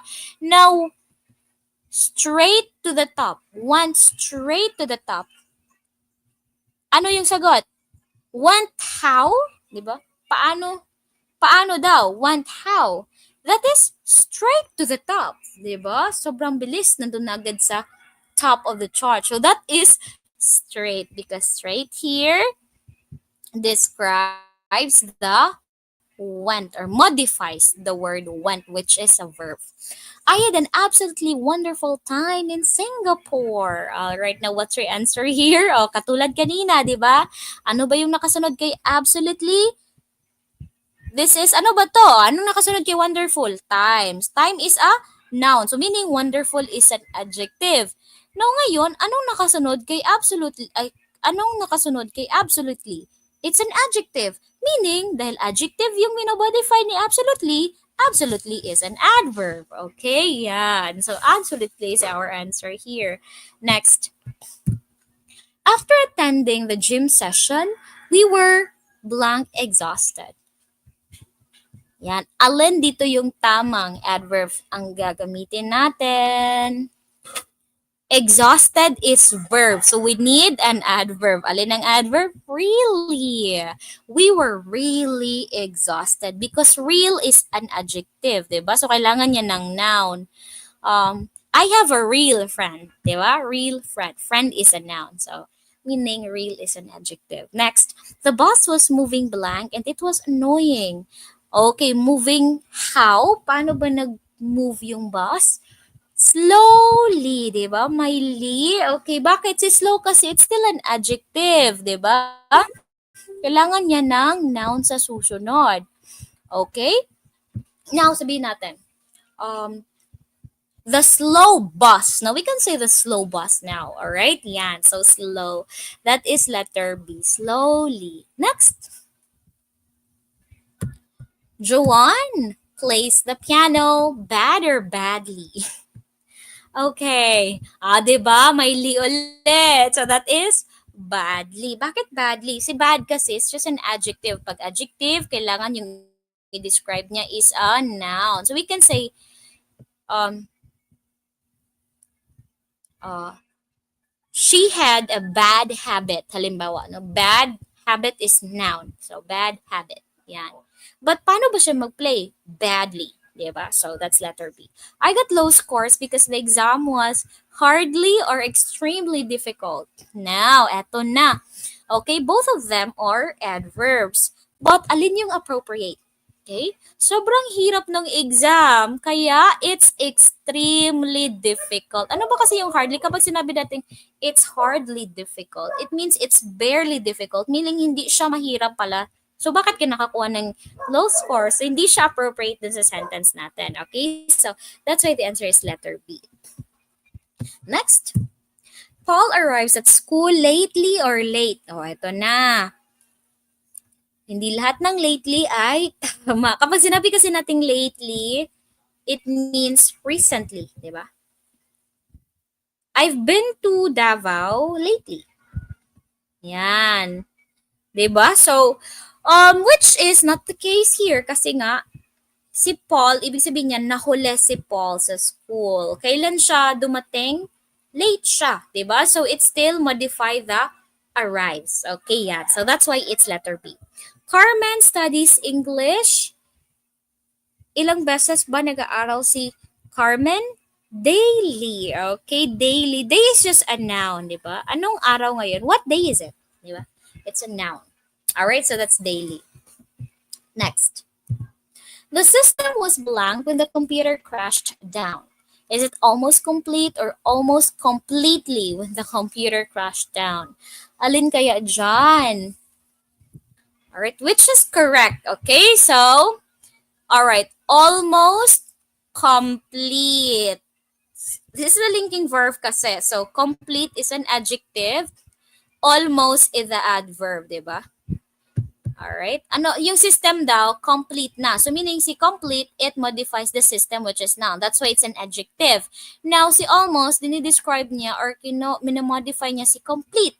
Diba? Gaano ka-complete? Malapit na. Diba? Almost. So, we're almost there. Ganon. So, that's why it's an adverb. Okay? We do not say almost completely. Diba? Kasi hindi naman siya fit. Hindi siya tama. Alright? Next. Hannah gazed blank at the boy sitting in front of her. So, tinitigan siya, di ba? Tinitigan siya. That is lovingly, of course. Kasi kung barely, Hannah gazed barely at the boy sitting. Hindi siya tumitingin. Ganon, di ba? So, paano ba siya nag-gaze? Paano pa nag-gaze si Hannah? Lovingly. May feelings pala to si Hannah dun sa boy. Okay, next.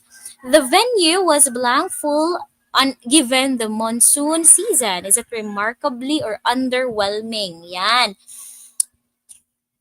Again, we're looking for adverb. Okay, gaano ba kapuno? 'Di ba? Gaano ba kapuno? Was full. This is they are verb. Silang dalawa. So meaning we need remarkably full, like sobrang daming tao. Pag underwhelming kasi, it's an adjective. Yan, okay, adjective yan. All right? And hindi siya grammatically correct kasi kung underwhelming, ganon. So bakit siya full kung underwhelming pala, 'di ba? So yan.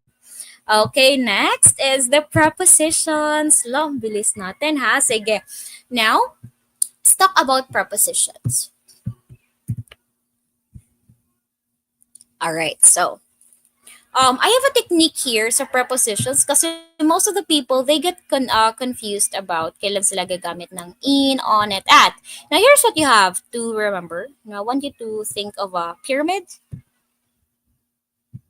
Okay. And lagyan nyo siya at, on, in. Now, ganito siya. Magsimula tayo sa baba.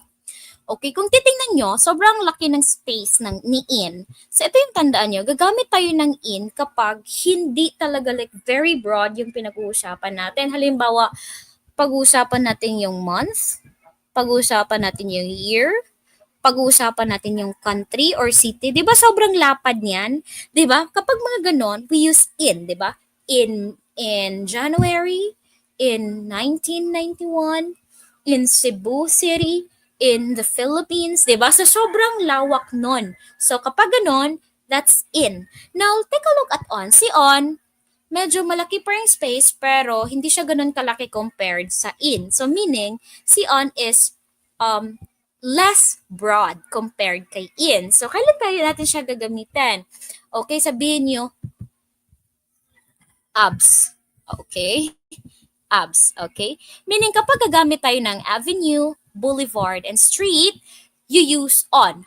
But, here's the catch. Kapag sabihin ko, halimbawa, on Oxford Boulevard, on Oxford Avenue, on Oxford Street, you use on. Pero kapag nilagyan na yan ng number, dahil it's already very specific, sobrang konti na lang ng space, we use at. Okay, kapag very specific, just like in the triangle, sobrang kitid niya na, we use at. Okay, kapag sabihin ko, 143 Oxford Boulevard, you already use at. Okay, kapag may number na yan, kahit abs yan, that's already at. Okay, kailan pa tayo gagamit ng on? Kapag day, di ba? Day. On Monday, on Tuesday, ganon. Alright, so now let's take a look here. I live blank Tacloban City. Malapad ba yung Tacloban City? Yes. So, meaning we use in. Kasi nga, it's very broad. At is for specific. Diba? Specific time. Halimbawa, see you at 5 p.m. Diba? Ganon. Alright, next. I traveled the province last month.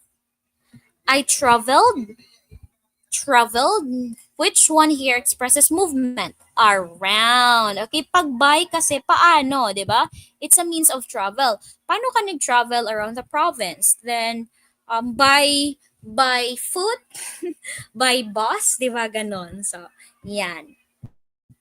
Next. Blank the last 2 months, we raised around 10,000 pesos. All right. Okay, ano yung sagot natin dito? Okay, here's the thing. One is not a preposition, di ba? And our topic is about preposition. Now, magsasagot pa ba kayo ng hindi preposition, hindi pasok sa topic natin? Pag na. Okay, so we answered during. Okay? During the last 2 months. During kasi, it's a preposition of time. Okay? Meaning, within these 2 months. Ganon. Okay? We raised money. No? Okay, next. Angela had all kinds of knowledge. Okay? Pero kapag, for halimbawa, nagsulat ka ng letter, tapos, sabi mo, this gift is for her. Diba? For her. Pag recipient or pag purpose na yung pinag-uusapan, you use for. Okay? Okay, again, pag receiver, para kanino yan? For you. Ganon, you use for. Another one, pag purpose, diba? Para ano ba tong cellphone? For communication. Yan. So that is for. Ayan. Next. Worms are effective blank catching fish. Again, 'di ba purpose? Paano ah, ano ba yung purpose ng worms? For catching fish. 'Di ba? That's a purpose. So we use for again by kung paano, the means, 'di ba? Paano. Alright? Paano ba natin hinuli yung fish? Using the worms, we can say that, 'di ba? Pero here kasi, yung nagfo-focus siya dun sa functions ng or sa purpose ng worms sa paghuli ng mga isda. So that's why we use for. Okay, next. Mr. Fuzzles, the cat's lips. Okay, kapag surface ng something or top of something, we use on. Okay, on the TV set. Kapag sa loob, in. Yan. Next. School will be closed. O, di ba? Day. It's less broad compared sa in, you use on. Okay, kapag kapag days of the week, we use on. Alright? Monday, on Tuesday, and so on. Alright? The swimmer dived. Ano ba yan?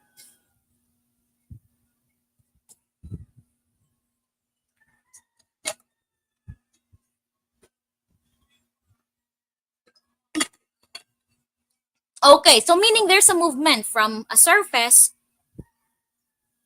or from outside of something to inside of something. So we use into. Again, gagamitin natin si into kapag there's a movement from outside, galing ka sa outside, papasok into something, di ba? Dived into the water. Yung beneath kasi is wala siyang motion. You're just describing na nandun sila sa ilalim ng something. Okay? So halimbawa, the diver swam beneath the surface, meaning nandun ka na dun sa ilalim ng something. Okay? Yan. But eto kasi napakita siya ng movement from outside to inside. So that's into. Alright? Next. I will be working here blank the third quarter of this year. Ano ba yan? Since or until? Okay? Ano yung kaibahan? Since, pag we're talking about the starting point, but sabi niya, the third year of this year. I will be working here the third quarter of this year. Until, okay? We're using until kapag you indicate something that will continue up to a specific point in time, which is here as the third quarter of this year, diba? So may duration siya. So that is until. All right, next. While sitting the bank of the river, we witnessed the sunset. Again, surface. That is on. All right? Yan. There. Okay, kailan ginagamit si on to? Si on to, nagsasuggest siya ng movement on the surface. Halimbawa sabihin ko, he jumped onto the bench. Meaning, nandito siya sa bench, nag-jump siya dyan. Okay? Doon sa bench. Okay? So, that's on to. Alright? Next. I will see you blank 6 p.m. Oh. I will see you, alin?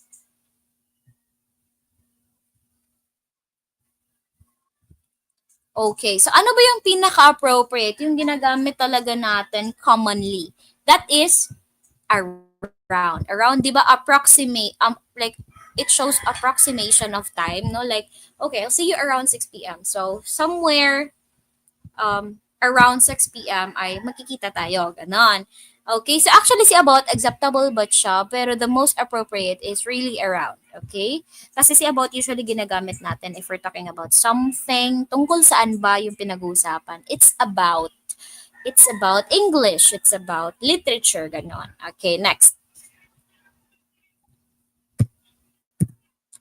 Carefully place the vase blank that packing crate. Now, alin yung sagot dyan? Okay. Di ba na-explain ko na kanina? Carefully place the vase sa loob ng packing crate. Okay? Kasi sabi niya sa loob, di ba? Inside the packing crate. Kasi kung beneath ng packing crate, then mababasag yan. Kasi beneath sa ilalim eh. Hindi siya inside. Okay? Alright? So yan. So that's inside. Try blank get home before dark. Try, this is an example of infinitive. Try to get home. Okay? Before dark. Kailan ba ginagamit si Anne? Kapag may dalawang bagay na gino-join mo na magka-equal weight lamang. Halimbawa, I like ice cream, gusto ko rin ng cake, so I like ice cream and cake, 'di ba? Kasi both of them ay gusto ko, 'di ba? So equal siya. So gagamitin natin yung and.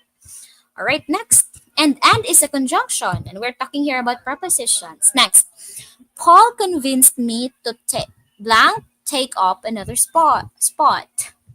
Okay, again, pag verb yung nakasunod, most likely verb na yung ano niya, base form niya, that is usually to. Okay? To plus verb, 'di ba? Ganun 'yan.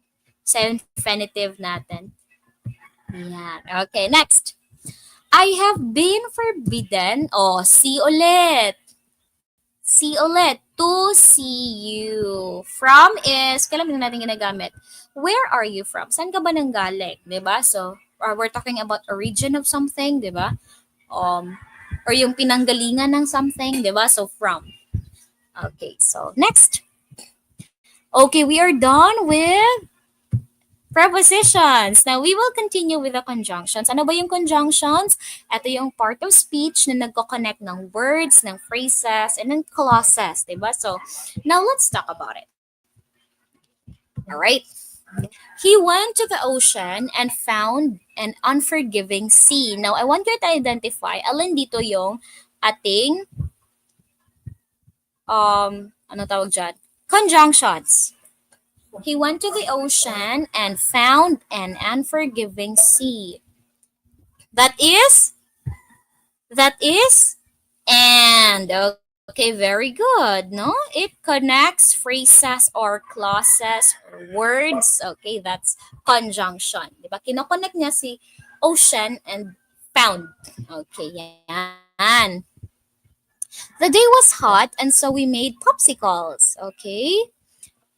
The day was hot, so we made popsicles. That is, ano ba yung nagko-connect? The day was hot, that's one independent clause, so we made popsicles. That's another independent clause. Yung nagko-connect sa kanila is the so. All right?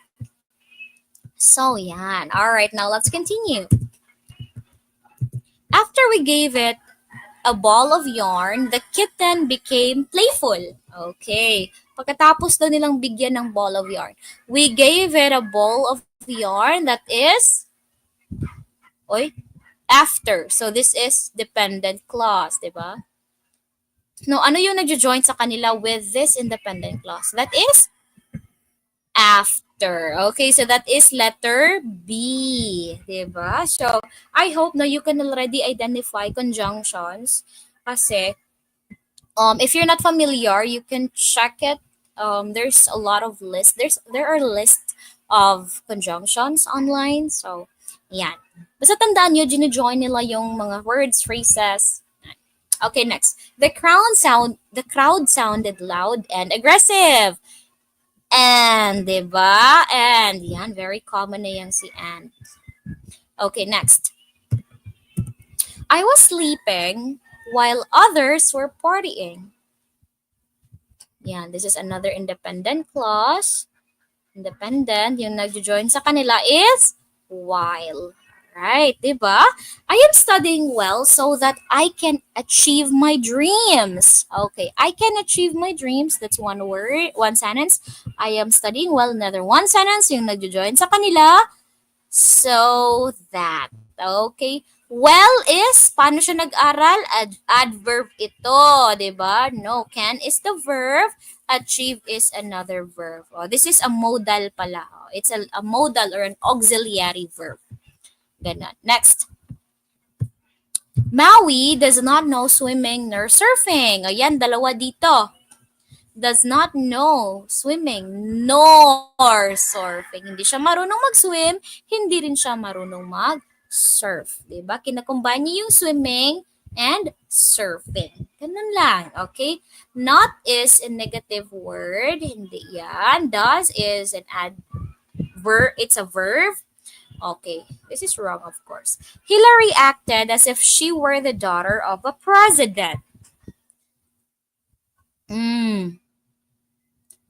Ano ba yung sagot natin dyan? That is, Hillary acted na para bang she were a daughter of a president. This is independent clause tapos Hillary acted. It's, ano ba to siya? It's another dependent clause kasi nga, ano siya, incomplete yung meaning niya. That is, as if. Okay, that's letter B. She is the subject.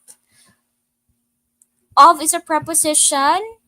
Where is a verb. Diba? If you're able to determine talaga yung functions ng mga words in a sentence, then you won't have any problems with answering conjunctions.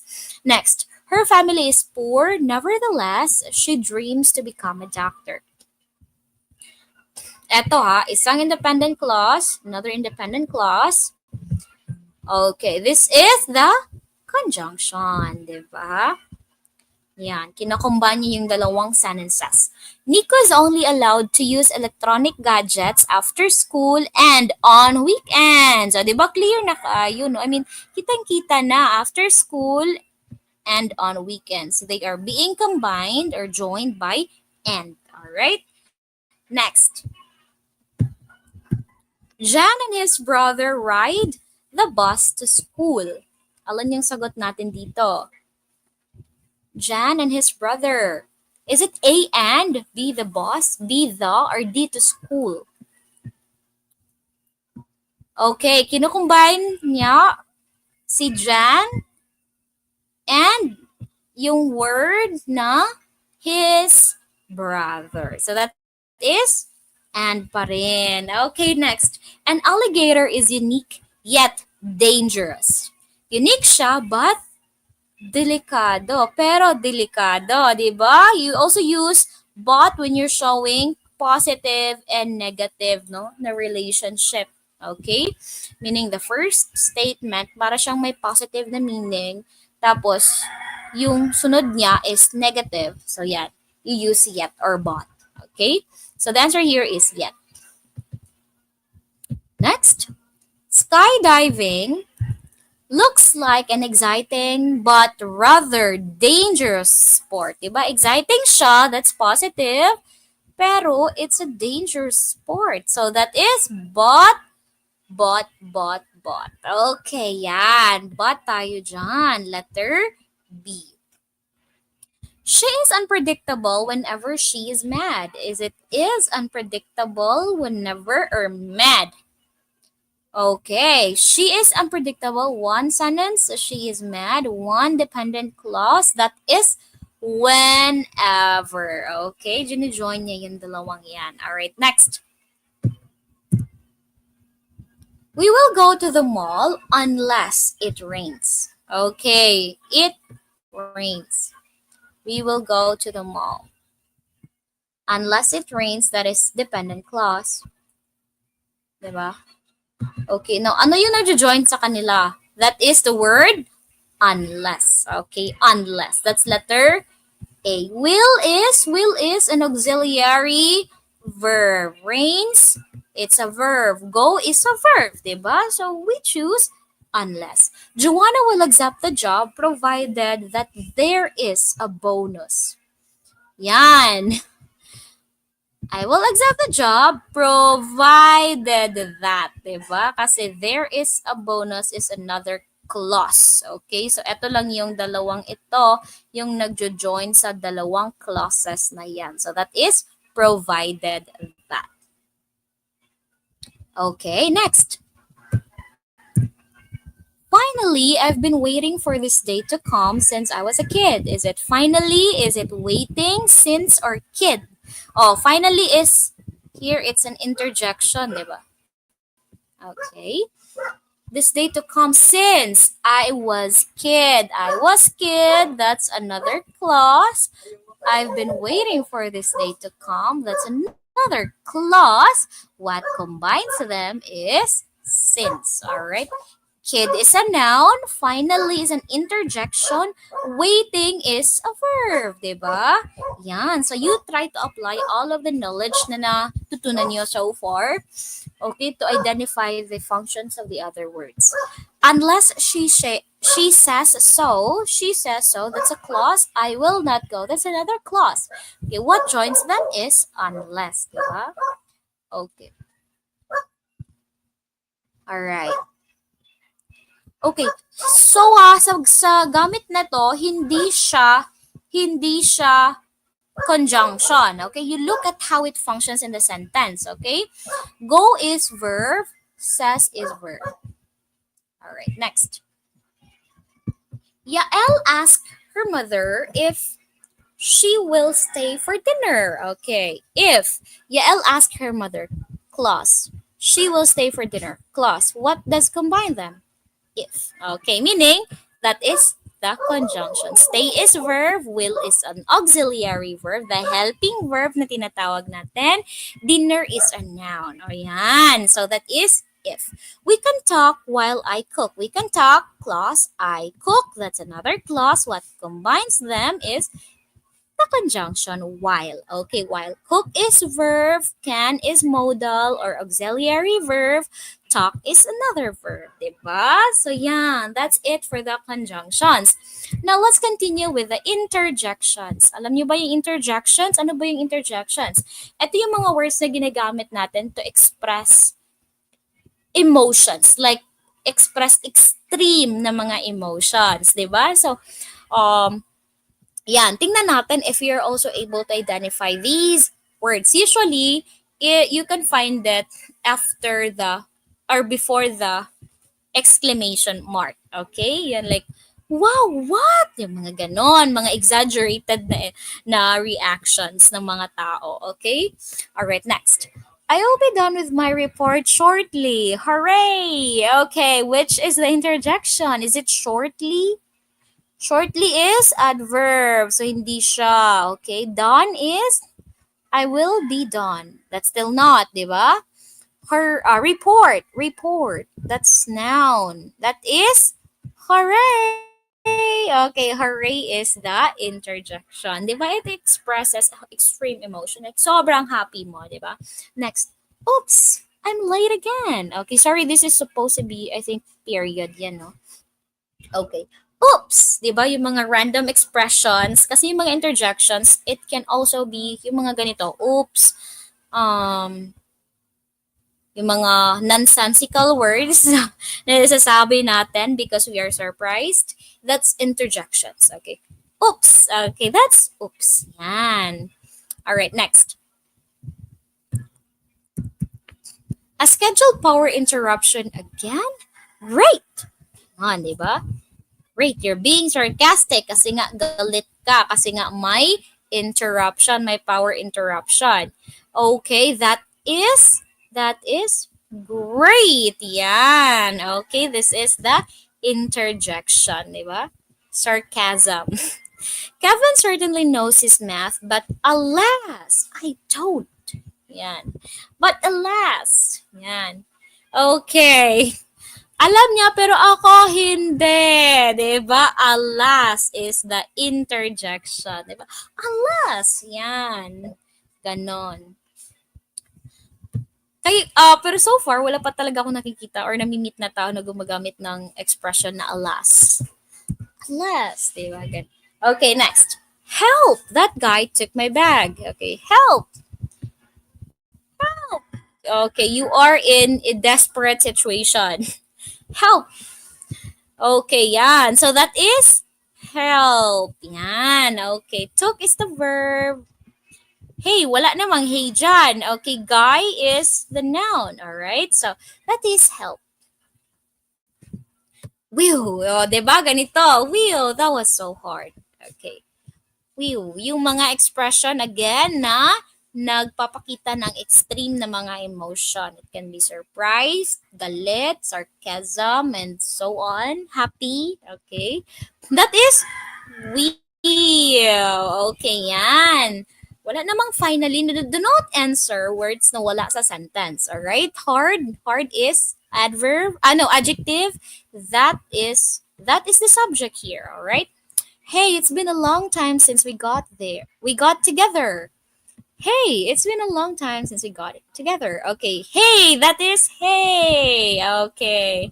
Yan. All right. Since, okay, hindi yan. Time, noun, hindi rin. All right. Next. Why can't you follow such simple instructions? Goodness. Ganon. And you're expressing your frustration. Goodness. Ganon. Okay, so that is goodness. Instruction is a noun. Why? Why is interrogative pronoun? All right. Follow. It's verb. Okay, so that's goodness. Whoa, what a crazy man. Whoa. Diba? So you are showing you're surprised or probably you're amazed, diba? So whoa. Okay. Crazy is an adjective. What is it's an interrogative pronoun, and ano pa ba? Man is man, noun. Okay. Yan. Okay, next. Finally, now that's more like it. Finally, now that's more like it. Ganon. Okay, so that is finally. Okay, yan. Next. Ouch. Please help me. Is it A, ouch, B, help, C, please, or D, me? Ouch. Okay, it's another interjection, di ba? Yan. Ito yung mga nasasabi natin, no? Like, because we were in desperate situations, we badly need help, ganon. Or maybe we were surprised, di ba? Okay, next. I will be graduating soon. Hooray! Hooray! You are very, very happy, di ba? So that is hooray! Okay, yan. Okay, next. Hey, can you please minimize your voice? Is it hey, please minimize your voice? Minimize is verb. Voice is noun. Please is please. All right. Hey, it's hey, diba? You're trying to catch the attention of others. Okay. Next, a loud thud startled Juan. Bang. Ganun. Okay, that is bang. All right. Yan. Sino bang hindi hindi magugulat kapag may narinig kang bang? Okay, so that is bang. Bang, bang, into the room. Ganon. Okay, next. Oh, all right. If you insist. If you insist. Oh, all right. If you insist. That is? Oh. Okay, you're expressing like a realization, no? Or parang nag-agree ka. Oh, all right. If you insist. Okay, that is oh. Insist is verb. Okay. All right is another expression showing na nag-agree ka. Okay. But the answer here is oh. Oh. Diba? Okay, so before we go there, okay, let's check first ha. Check ko muna. Alright, so may mahaba pa tayong oras. So we will continue with the articles. Baka kaya natin itong tapusin tonight. Alright. Verbal ability tayo, articles, diba? Articles na tayo. Now, let's see. You have to choose the appropriate article na gagamitin natin sa susunod na mga sentences. Alright? My mom said I should eat blank apple for a snack. Okay, you write your answer. Tingnan natin. Magsagot nga kayo dito sa article.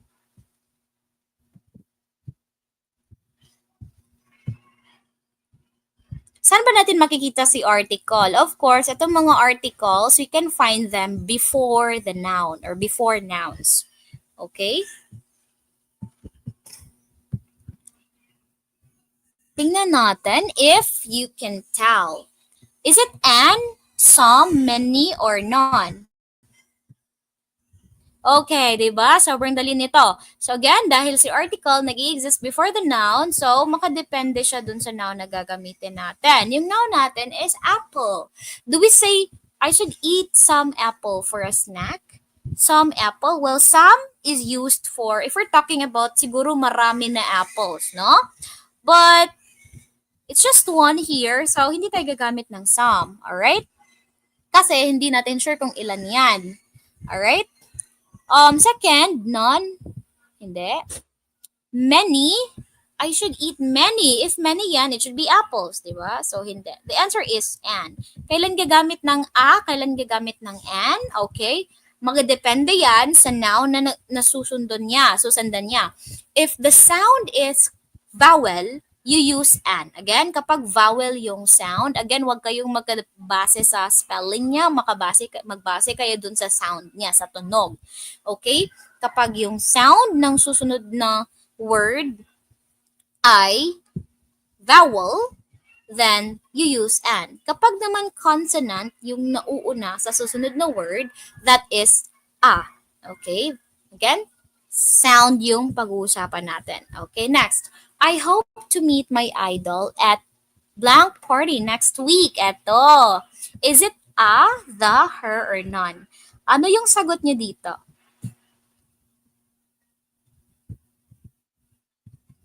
Okay, now I think this will surprise you, but anyway, let's eliminate first. Of course, we cannot say none. At a party next week, at her party. Again, this is not an article, okay? So we are left with a and the. Now, what's the difference? Okay, now the answer here is the. Bakit po the? Bakit hindi a? Okay, ganito kasi yan. Kailan ba natin gagamitin si a? Sige, sabihin natin, palitan ko to ng a party. Pag a party kasi, it means na hindi nyo alam kung anong party. Diba? Hindi nyo alam kung aling party. Okay? You're talking about any party. Okay? But in this context, alam nyo kung anong party yung atanan nyo. So that is the. Okay? The. Diba halimbawa, sabihin ko, there was a party. Or there is a party. So, pag sinabi natin there is a party, okay, alam ko na may party, but I don't know what party is it. Sinong nagpa-party, para saan yung party na yan, ganon. Okay? Pero pag alam mo specifically yung party na pinag-uusapan, you use the. Okay? Yan. So, the party next week. Yan. That's the difference between a and the. Alright? Next. She bought black drapes. Okay. Ano yung gagamitin natin dyan? Drapes. Drapes is kind of similar to curtain. Okay. Okay, it's an unspecified quantity. Hindi natin alam kung ilang drapes yan. 'Di ba? So, the answer is some black drapes. Okay, you don't say that because that is singular. Sabi niya nga black drapes, 'di ba? So we can say na marami siya, hindi lang natin alam exactly kung ilan. That's why some yung ginamit natin. Okay, this is also singular. So hindi rin 'yan, lalo na yung none. Okay? So some, okay? Some yung gagamitin natin. Next, Dr. Juno Martinez, who is a lawyer and blank entrepreneur is the main sponsor of our event. Dr. Juno Martinez. He is a lawyer and, okay, clue word, a lawyer and, okay, ano ulit yon? Kapag yung susunod na word nagsimula sa vowel sound, you use Okay, an entrepreneur. Okay, yan. Okay, so that is letter B. Nabubulol na ako. Okay, so anyway, that is letter B. Okay, hindi pwedeng no article kasi yung una, 'di ba? We have the parallelism, 'di ba? So eto, gumamit siya ng article before the noun. So gagamit din tayo ng article before the noun. Okay? Hindi siya kasi nga entrepreneur, 'di ba? That is vowel sound. So hindi siya. Okay? Her naman, hindi yan article. So that is letter B. Next.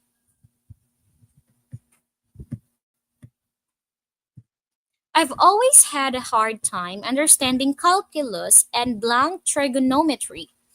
Okay, sabi niya, I've always had a hard time understanding calculus and blank trigonometry. Now, do we need an article? Is it no article? Is it the, a, or an? Ano yung sagot natin dyan?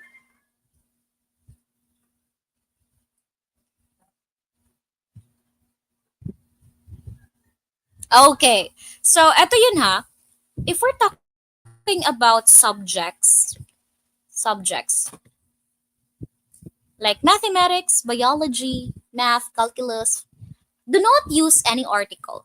Okay? Huwag kayong gagamit ng any article. So, meaning, dahil we're talking about subjects here, we do not need an article. So, that is no article. So, we just say calculus and trigonometry. Okay, yan. So, again, tandaan nyo to. If we're talking about subjects, do not use articles. Okay, next. For a long time, my friends envied Mrs. Parker, blank woman who owned 51 cats. Yan, alin yung sagot natin dito? That is, di ba? Kilala ba nila si Mrs. Parker? Yes, okay. Yung babaeng may 51 cats. So, kilala nila, meaning it's specific, you use the. Okay? Bakit hindi and? Kasi nga, this is woman. Who is consonant. That is, hindi. To tama. Each woman, no. Okay, those women, that is no because this is plural, di ba? Alright, so the answer is letter B. Okay, next. I've always, sorry, hindi ako naka-move, but let's continue. I can't seem to decide what pet to get, but it will either be a cat or blank dog. Very simple. Ano ulit yun? Kapag yung susunod, nagsimula sa consonant sound, you use and. No, you use a. Kapag vowel, an. Alright, so a dog. That is letter B. Next. Life is both scary and blank exciting. Is it A and, B no article, C a, or D the? Okay, 'di ba? Saan ba anong yung sabi ko kanina? Si article saan natin makikita before the noun. Now, tingnan niyo yung exciting. Is exciting a noun? No, exciting is an adjective. So kailangan ba natin ng article? No, kasi si article mahahanap or makikita or lalagay natin siya before the noun. So the answer here is no article. Okay? Next. Shala wishes for blank new cellular phone for her birthday. Again, Shala wishes for blank new cellular phone for her birthday. Is it an? Is it a? Is it her? Or those? What's your answer?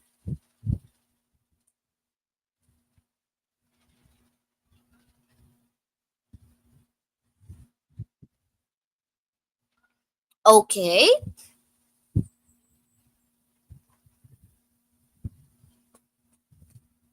Okay. New cellular phone. This is a noun, di ba? New. That is consonant. So we use a. Okay, a new cellular phone. That is letter B. Okay, next.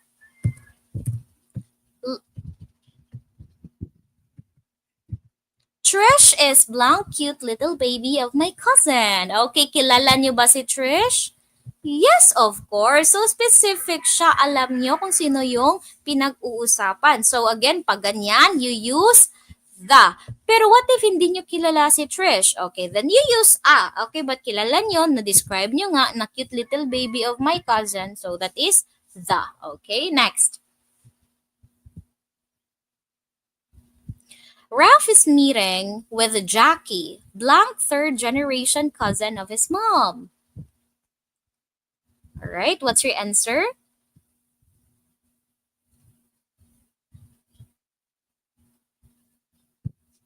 That is a a third generation. Third, di ba? TH is consonant. So, a third generation cousin of his mom. Okay, of course, wrong na si Anne kasi nga it's not consonant. It's not vowel, sorry. Vowel sound yung nakasunod, hindi. Okay, si which naman, which hindi rin siya. Kasi, kailan ba ginagamit si which? Ginagamit natin to refer to things, not to people. Okay, si who naman, hindi rin siya. Kasi nga, we are adding, kailan ba natin magagamit si who? Magagamit natin naman si who kung magbibigay tayo ng additional information. But in this structure kasi, we are describing Ralph is meeting with Jackie. Oh yeah, we are also adding additional information about this Jackie, but hindi kasi siya fit doon sa sentence with Jackie who third generation, di ba? Hindi siya fit. Okay, hindi siya fit doon sa sentence. So, we do not answer who. Next.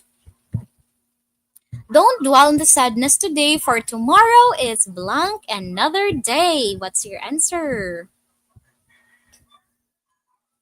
Is it an another day? Is it a another day? B, no article, or D, the? Okay, don't dwell on the sadness today, for tomorrow is another day. Diba? You just don't need an article. Okay? Hindi natin kailangan ng article dito. Okay? It's a famous saying. It's ano tawag dyan? It's a fixed phrase. All right? So we do not need an article. Nikki is blonde pretty girl I was telling you about. Is it the? Is it some? No article, or a? Nikki. Alin ba dyan? Okay, kilala ba nila si Nikki? Pretty girl. Sabi niya nga, pretty girl. Nakilala niya. So meaning, this is the. Okay, Nikki is the pretty girl I was telling you about. Okay? Pero pag sinabi kong, I saw a pretty girl, yan, hindi ko kilala, pero nakita ko lang. So that's when we can use a, okay? But dito kilala niya si Nikki nga, di ba? So that's why we use the. Alright? Okay. Yan. Alright, next. Okay, that's it for the articles. Now, we will continue with the subject-verb agreement. No? Ito yung kailangan nyo ring ma-master. Diba? So, you have to correctly identify or apply the rules of the subject-verb agreement. Okay, so let's see if alam niyo na, kabisado niyo na yung subject-verb agreement natin sa English. Alright, so everybody was or were excited to watch the concert. So, ginatito ko lang. Okay, you just have to choose the answer. Comment nyo lang sa ibaba kung ano yung sagot nyo. Everybody was, ano ba si everybody? Everybody is, okay, since it's just a subject-verb agreement, yung titingnan lang natin is the subject and the verb. Na nag-agree sila kung singular yung subject, singular yung verb. Kung plural yung subject, plural yung verb. Now, ito yung tandaan nyo ha, para hindi kayo makonfuse. Kung subject yung pinag-uusapan natin, again, kung subject yung pinag-uusapan, kapag may S yan, but again, hindi lahat ng S except for the country, cities, or subjects, di ba? Kapag may S yan, that is plural. Kapag wala, that is singular. Okay? Pero, sa verb, baliktad siya. Sa verb, kapag may S, that is singular. Kapag walang S, that is plural. Okay? Yan, para hindi kayo malito. Alright, so everybody is singular. Actually, no, it's singular.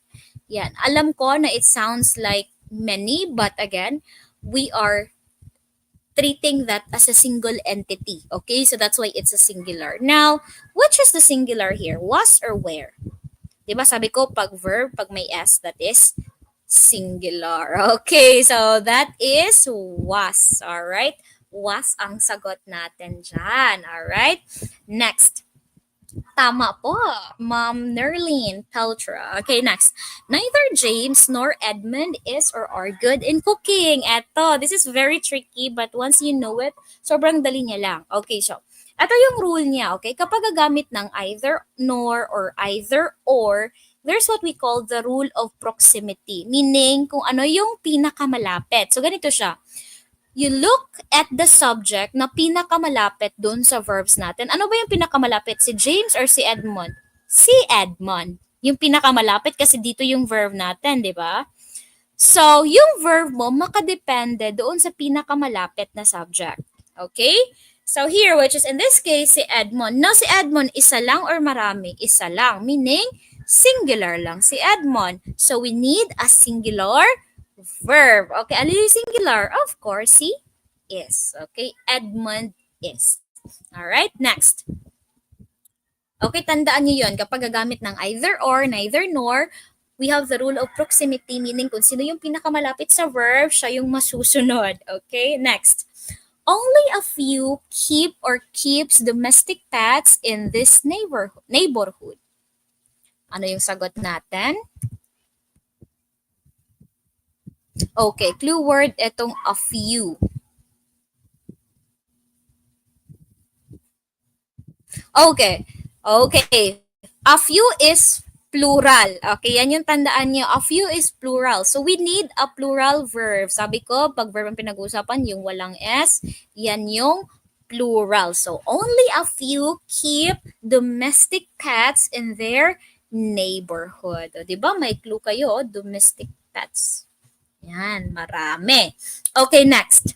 Neither the curtains nor the wall looks or look good. Okay, apply ulit natin kasi gumagamit siyang ng neither and nor, di ba? So again, kung ano yung pinakamalapit na subject, ano yung pinakamalapit na subject? Is it curtains or wall?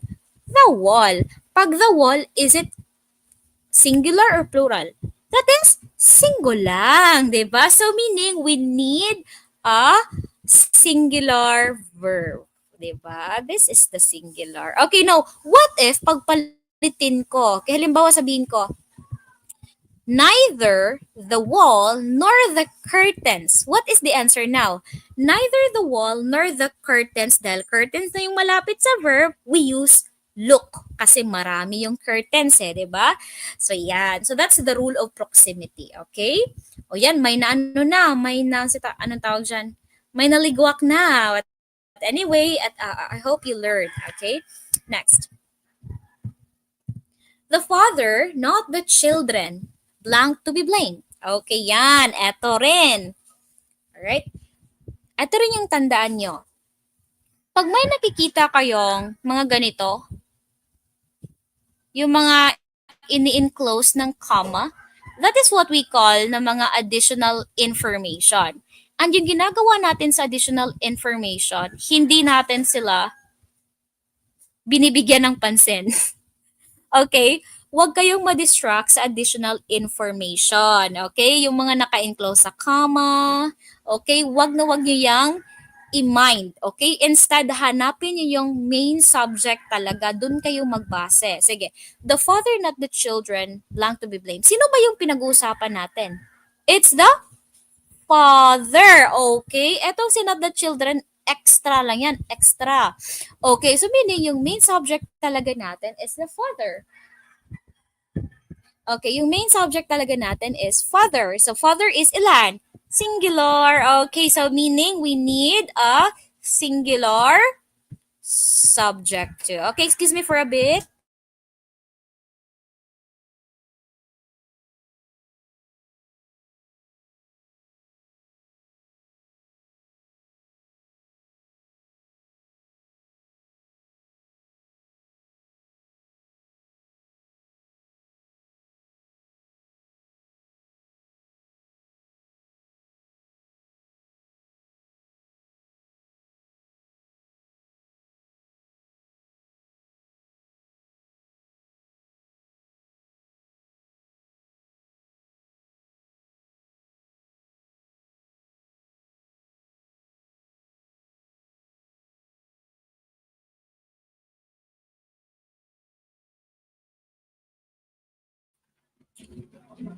Okay, yeah, I'm back. Alright, sige, patuloy tayo.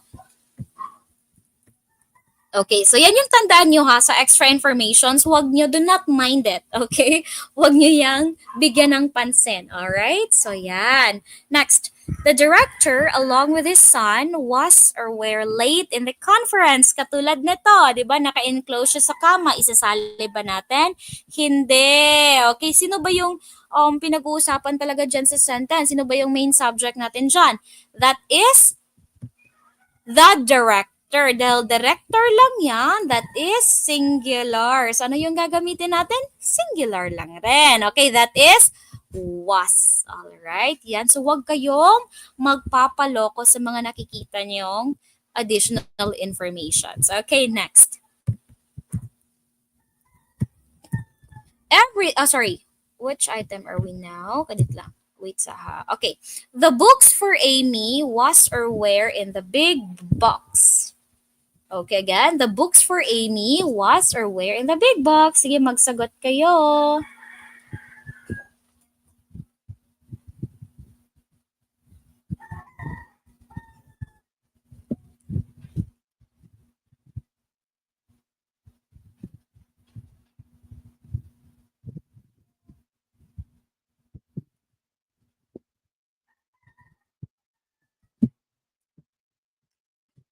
Sige. The books for Amy. Ano yung sagot? Again, the books for Amy. Okay, sige ha. Ito yung gagawin nyo. You always look for the main subject. Okay, alam ko yan, sabi niya, the books for Amy. But ano ba talaga yung subject natin? Ano ba talaga yung pinag-uusapan talaga natin dito? It's the books.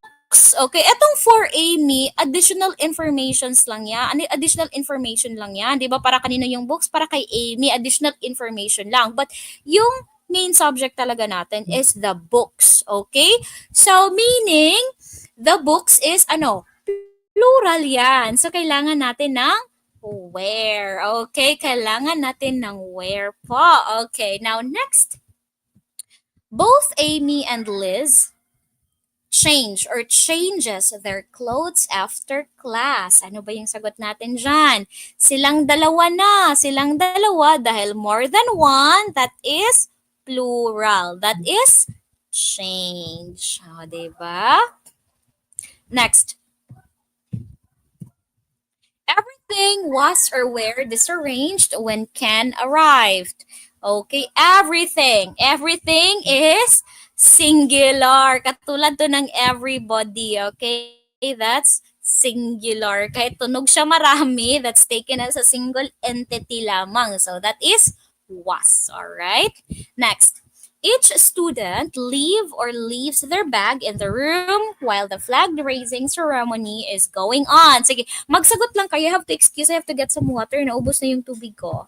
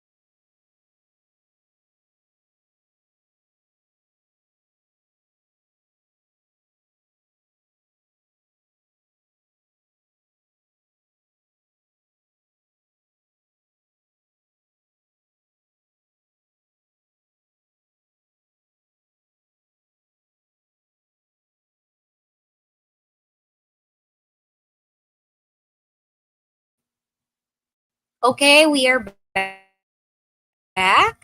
Sige, anong sagot niyo dyan? Each student leave or leaves? What's your answer?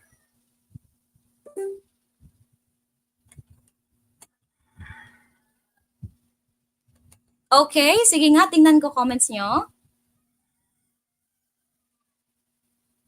Okay, so ang sagot dito, okay, sige, let's try to translate it para madaling maintindihan. Each student, so iniisa-isa niya. So bawat estudyante. So dahil iniisa-isa niya, that is singular. So each student leaves their bag in the room. Okay, so yan. That's it. So that is singular pa rin. Okay, next. His hypothesis gives emphasis on the effectiveness of today's basic education. Yan. So again, his hypothesis. Yung pinag-uusapan natin dito, hypothesis. Alright. Now, ano ba yung kaibahan? Or what is this? Is this singular or plural? Okay. Hypothesis is singular. Okay. Pero, kapag pinalitan ito ng E, that will become plural. Okay? Pag hypothesis na E yung dulo, that is plural. But dito, dahil I lang siya, so that is singular. So we use gives. Okay, gives lang. Alright, gives lang yung gagamitin natin. Next, rice and meat is or are perfect together. Okay, now ano yung sagot natin dito? Meaning, si rice and si meat, separate sila na foods or separate sila. Tapos, i-combine natin. But, yung rice and meat mismo, sila mismo ay iba-ibang putahe. So, meaning that is, together they are plural. Okay? That's why we use are. Okay? Are yan. Pero kapag sinabi nating fish and chips, kapag yung tinanong sa board exam, fish and chips is or are my favorite. That is. Bakit? Yung fish and chips kasi, isa talaga siyang putahe. Like may fish, tapos may chips, tapos isang putahe talaga yan sila. Okay? Yan. Alright? But si rice and si meat, taken siya, understandable siya, na separate sila, kaya mo nga sila kinombine together, di ba? Yan. So that's it. Diba? So yan. So, careful. If yung subject kasi natin, it looks like plural, but if you're going to try to understand it, no, na ano siya, it's taken pala as a single entity, then that is singular. Okay? Huwag kayong magbase dun sa how it just looks. Magbase kayo dun sa kung paano siya ginamit in a sentence. Okay? Next. Here comes my friend Luis. Okay, yan. Kapag may na-encounter kayong words na sentences na nagsisimula sa here or sa there, yung subject niya ay nasa dulo. Okay? So sa dulo kayo magbase. Okay, now yung sabi niya, my friend Luis. Ilan ba si Luis? Isa lang. So meaning this is singular. So kailangan natin ng singular na verb. So that is comes. Alright, next. A number of staff favor or favors the expulsion of a student. Ala, bakit kaya? Okay. Is it favor or favors? What's your answer? Okay, eto rin ha. This is very interesting. And tandaan nyo to. Alright? The answer here is favor. Okay? Kapag po gagamit tayo ng a number, it is plural. Pero kapag gagamit tayo ng the number, that is singular. Claro? Is that clear? Okay, again, pag a number, that is plural. Pag the number, that is singular. Okay? Yan. So, dyan tayo magkakatalo. Okay, now, let's continue. There is or are food on the table. Anong sabi ko? Kapag here and there, dun kayo magbase sa subject sa after the verb. Okay, so food. There blank food on the table. Alright, so si food kasi dito, it is treated as uncountable. Alright, uncountable. So gagamit tayo ng is. Alright, is. Alright, is. Okay, next. I don't know how to swim, but my friend do or does. I don't know how to swim, but my friend, sino yung subject? My friend, dahil isa lang yan, of course, she does. Okay, yan. Okay, next.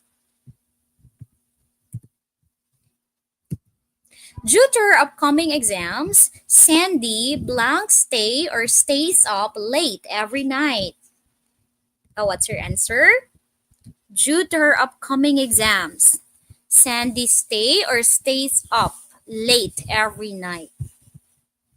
Again, sino ba yung subject? Always look for the subject. Sino yung subject? The subject is si Sandy. Ilan ba si Sandy? Isa lang. So, meaning Sandy is singular. So, we need a singular verb. Alright? So, that is stays. Next. Danny as well as Rocky likes playing volleyball. O, diba? Sinabi ko na ito kanina. Sino ba yung main subjects? Yung as well as Rocky na naka-enclose sa comma. It's just an additional information. Wag mo yang. Do not mind it. So, Danny is our main subject only. Danny is singular or plural? Danny is singular and Danny is likes. Okay. Kasi nga, singular lang si Danny. Alright, next, let's continue. Neither Bill nor his kids remember or remembers their itinerary. Okay, di ba? Sinabi ko na to kanina kapag gagamit ng neither nor or either or, you'll look at the na or subject na close doon sa ating verb. Okay, now his kids meaning marami. Okay, so this is plural, thus we need a plural verb. Remember tayo dyan. Okay, next. Sophie, together with friends, wants to go exploring today. Again, si Sophie, together with her friends. This is just what we call additional or extra information, meaning do not mind that. Sino yung main subject? Si Sophie lamang. Ilan si Sophie? Isa lang. Singular. So, meaning, we use a singular verb. O, diba? So, that's it. Alright, so far, okay, so far, I think you're doing well. Nakakatama naman tayo. So, wala tayong problema dyan. Alright, now next, we go to our next topic, which is verbal ability, sentence construction. Okay, so, what you will be doing, I will give you sentences, tapos you have to choose kung aling sentence yung tama. Okay? Yung tama talaga yung pipiliin natin, ha? Alright, now let's go. Letter A. These days, computers rules the world. Is this correct? Computers rules the world. Computers meaning marami. But sabi niya rules. Thus, we need this is wrong kasi kailangan natin ng plural. Okay, so, okay, next. B, this day, computers rules the world. Okay, katulad pa rin kanina, di ba? So, mali pa rin siya, di ba? So, and eto siya, this day rin yung ginamit niya. Hindi, di ba? Next. These days, computers rule the world. Pwede. Alright, pwede muna kasi hindi pa natin na-check lahat. We have to look for the best answer. These days. O, sabi niya, these days. These days daw. Tapos this is plural. Singular yung modifier, tapos plural yung minomodify, diba? So, hindi sila nagkaka-agree. Okay, so mali yan. This day, computers rules the world pa rin. Okay, so the best sentence is letter C, diba? Tamang-tama si letter C. Okay, next. The guard hoped for help from everyone in finding the criminal. Okay, letter B, the guard hoped for help in finding the criminal from everyone. C, the guard hoped for everyone in finding the criminal. D, the guard hoped for everyone in finding the criminal. E, the guard hoped for everyone in finding the helped criminal. Okay, ano ba yung pinakamali dyan? O, letter E. Napaka-confusing ng ibig niyang sabihin, no? So, wag natin yung isagot. Letter D naman, the guard hopes for everyone in finding the criminal. This is the guard hopes for everyone in finding. Okay, this is wrong tense, no? Wrong tense siya. Okay? That is, it should be hoped. Hoped. The guard hoped for everyone in finding the criminal. It sounds like yung guard gusto niya yung mga tao yung maghanap, 'di ba? Doon sa criminal. Which is not really kasi it should be his task. It should be his job, 'di ba? Letter B naman, the guard hoped for help in finding the criminal from everyone. Okay, this is awkward yung word order niya, 'di ba? So, yeah, yung from everyone parang nahuli. Okay, so this is also wrong. Okay, let's check letter A. The guard hoped for help from everyone in finding the criminal. Diba? This is the best sentence, no? So, yan. That's letter A. Next. Claire is the best daughter between the three daughters of the core family. B. Claire is the best daughter among the three daughters of the Gomez Han? Gomez-san? I think wala ata to si Han. Parang namali to ng type. Okay? Gomez lang yan, tapos period, tapos erase natin to ha. Kasi parang namali lang yan ng type. Hindi ko siya na-notice. Next, Claire is the better daughter between the three daughters of the Gu family. D. Claire is the better family daughter among the three daughters of the Gomli family. Okay, what's your answer? Claire is the best daughter among the three daughters of the Gomli family. Sabi niya better, but it's Claire's being compared to more than two, di ba? So, many yan. So, it should be superlative, but this is comparative only. So, that is wrong. Claire's the better daughter between, same, better pa rin, wrong yan. Claire's the best daughter between the three daughters of the core family, or B, Claire is the best daughter among. Sabi niya kasi between. Pag between, di ba? 1 versus 1. Okay? So it should be among. That is letter B. Alright, letter B. Yeah, next. In order to win, Patricia wore a beautiful gown. B, in order to win, Patricia wore a beautiful gown. C, in order to win, Patricia wears a beautiful gown. D, in order to win, Patricia wears a beautiful gown. Now, what's your answer? In order to wants daw, we do not do this, ha? Never tayong mag-a-add ng S doon sa past tense or past participle, okay? In order to win, okay, sabi natin, di ba? To plus base form of the verb, meaning yung wala ka pang dinagdag. Okay, ano ba yung walang dinagdag? That should be win, di ba? So this is wrong. Okay, sabi nga natin base form, hindi past participle. So this is still wrong. The best answer is letter A. All right, next. After winning, passed out. Okay, kitang-kita naman na kulang siya, no? Kulang siya. Kaya wag nating isagot. Elimination agad tayo. After winning, she passed at. Passed at what? Diba? So may kulang pa rin. Next. After winning, passed at what? Diba? Kulang pa rin. Okay. After winning, she passed out na himatay pala siya. Okay, that is letter B. Next. The regrets I have is worse than you. Ang sakit naman yan. Okay, the regrets I have is worse than you, no? So meaning you are also bad yourself, no? Okay. So what's your answer? The regrets I have are bad than yours. The regrets I have are worse than yours. My regrets is bad than yours. What's your answer here?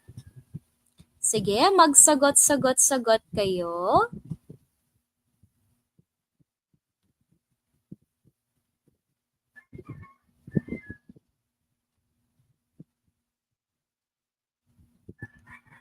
What's your answer?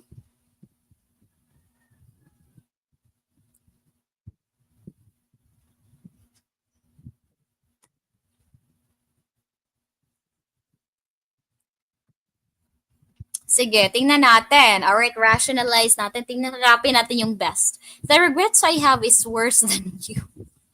Ang sakit naman neto, no? Parang masakit siya. Is worse than you daw. It should be than yours, di ba? Than yours. Yan, mali ito. Okay, next. The regrets I have are bad than yours. Are bad than yours. Bad is a positive, so we cannot use it because we are comparing my regrets to your regrets. So we do not use the positive form, no? It should be bad, worse, worst. Ganon, okay? D, my regrets is bad than yours. Regrets is bad than yours. So, ano ba yung mali dito? My regrets are. Diba? It should be are. Katulad ng letter A. Mali rin siya. Diba? Okay, so the answer is letter C. The regrets I have are worst. Worse pala than yours. Diba? So, yan. That's it. One, yung regrets ko versus your regrets. Okay? We cannot count it though. Okay? So, we treat it as one na lang. Okay? And it's one versus one, so that's why we use worst. The superlative form of bad is worst. No, W-O-R-S-T. Okay, ganito. Ganito siya. Alright? Yeah. Next. I may have eaten something bad. I may eat something bad. I may ate something bad. I may eat something bad. What's the best sentence? I may eat daw. Again, I is a special pronoun. We cannot use it. We cannot use singular verb with it, diba? So that's not it. I may ate. I may ate. Diba? Kasi nga may yan may. So hindi siya nag-agree. I may eat something bad.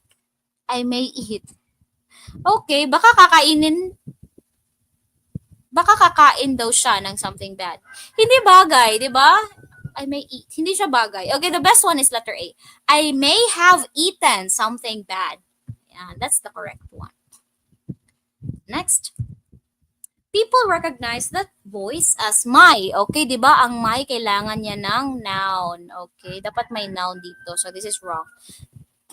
People recognize that voice as I is ginagamit natin sa subject sa una ng sentence. Okay? People recognize that voice as me. No, me is used as an object, diba? It should be mine. Okay? Yan. Possessive. Alright, next. After I read everything, I just can't see the assignment. Sorry, I read everything, I just can't see the assignment. Okay, I don't, diba? Parang wala siya, it doesn't make sense. I read everything, I just can't see the assignment.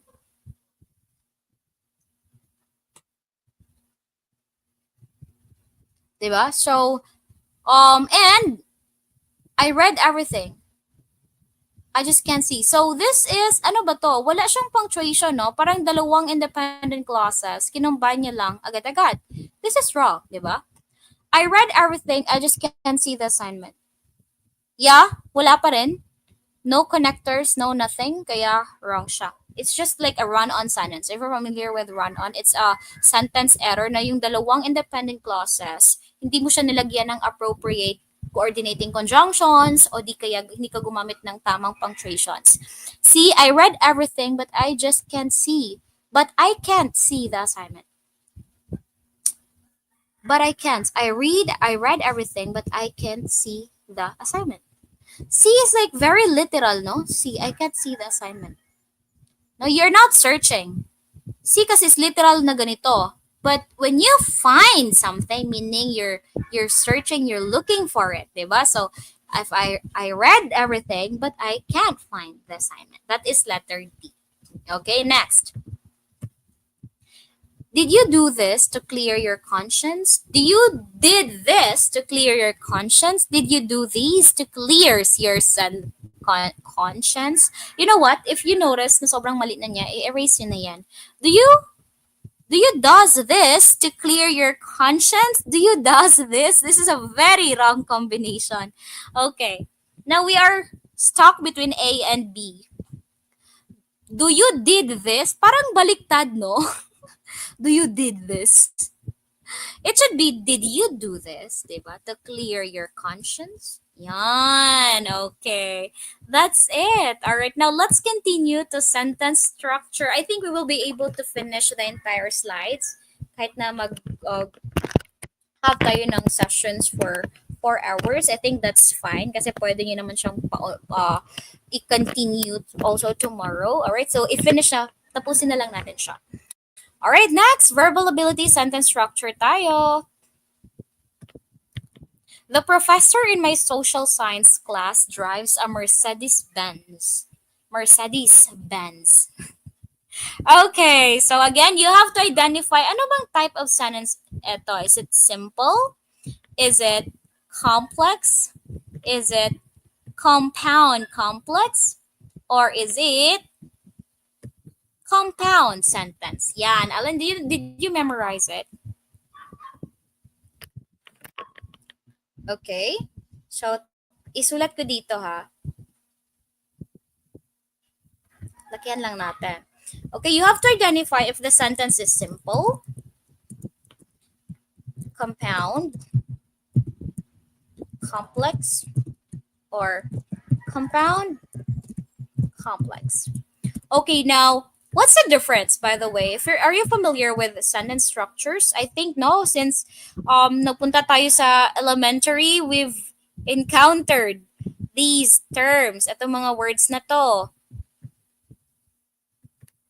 Okay, ilagay ko lang dito para ma-explain natin ng maayos. Okay, now to discuss this, gusto ko magawa tayo ng checklist. Okay, so ito yung tandaan nyo. First, you have to identify what is a dependent clause and what is an independent clause. Ito yung tandaan nyo palagi ha. Ano ba si clause? Si clause, palagi siyang may subject and verb. Again, sabihin natin, si clause, palagi siyang may subject and verb. Again, my subject and my verb. Okay, yan yung tandaan nyo palagi before you consider this line or a certain line as a clause, alright? Dapat may subject siya and my verb. Now, ano naman yung tinatawag nating independent clause? Ano ba yung tinatawag nating independent clause? Sige nga, base sa naalala nyo. Ano ba si independent clause kasi? Si independent clause, tandaan nyo. Yes, independent clause, ito yung grupo or it's a clause na complete, na may complete meaning. Okay? Again, complete meaning. So, si dependent clause, lagay ko na lang DC, incomplete yung meaning niya. So, mapapatanong ka ng what? Ano daw? Ganon, di ba? So, kapag mapapatanong ka niyan, that is dependent clause. Okay, again, ulitin natin. Ano yung clause? Anong basihan? Kailan natin masasabi na ang isang grupo ng mga salita clause? Kapag may subject siya or may verb siya. May subject and verb siya. Pasensya na. They should be present, silang dalawa. Now, kailan naman natin masasabi na independent clause siya? Independent clause siya kung complete yung meaning niya. Okay? Or maintindihan mo talaga, kompleto yung meaning niya. Kapag naman, mapapatanong ka ng parang may kulang dito, that is dependent clause. Okay, now, you can consider a sentence na simple if it only has one independent clause. Okay? Again, si simple sentence, meron lang siyang independent clause. Alright? Now, paano naman si compound? Si compound, meron siyang dalawang independent clause. Okay? Hindi lang siya isa, but dalawa. Tapos, dahil dalawang independent clause, meron dapat coordinating conjunction. Ano ba yung coordinating conjunction natin? Sabihin nyo, fanboys. Fanboys. For, and, nor, but, of, yet, so. Or pala, no, not of. Or, yet, so. Okay, that's the fanboys. Kapag isa dun yung makita nyo, that is compound. I mean, that is coordinating conjunction. Again, so meaning, we can consider a sentence na compound siya kapag may dalawang independent clauses at isang coordinating conjunction. Kailan naman natin makakonsider na complex siya? Meron siyang isang independent clause and isang dependent clause. Dahil may dependent clause sila, gino-join sila ng subordinating conjunction. Ano ba naman si subordinating conjunction? Eto ha, kapag wala siya dito, kapag hindi siya coordinating conjunction, that is most likely subordinating conjunction. Halimbawa yung after, whenever, unless, because, okay, yon, sila yon. They are subordinating conjunctions. Okay? Now, si compound complex naman, dahil combination siya ng compound and complex, ano ba yung meron sa compound? Dalawang independent clause, isang independent clause.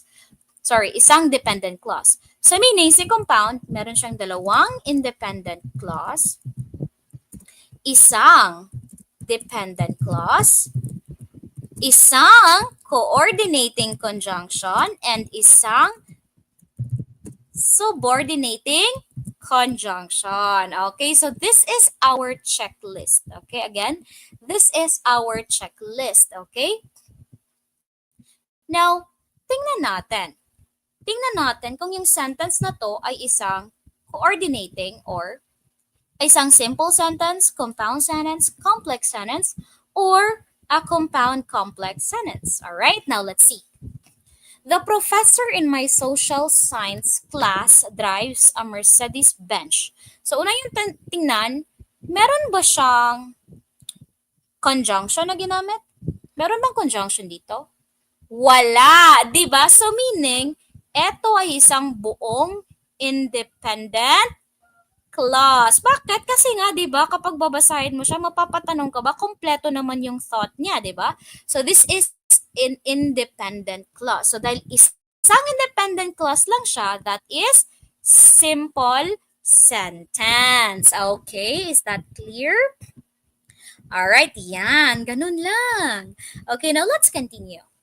Sophia had a whole month to study, but she only started studying a week prior her exam. O, eto. Ano bang type of sentence ito? Sige, tingnan natin. Sophia had a whole month to study. Okay, meron tayong but. This is a conjunction, kaya stop tayo dito. Is this dependent clause or independent clause? Buo ba yung thought niya? Sophia had a whole month to study. Yes. Diba? Buo yung thought niya. Hindi ka man mapapatanong dyan. So, this is independent clause. Okay.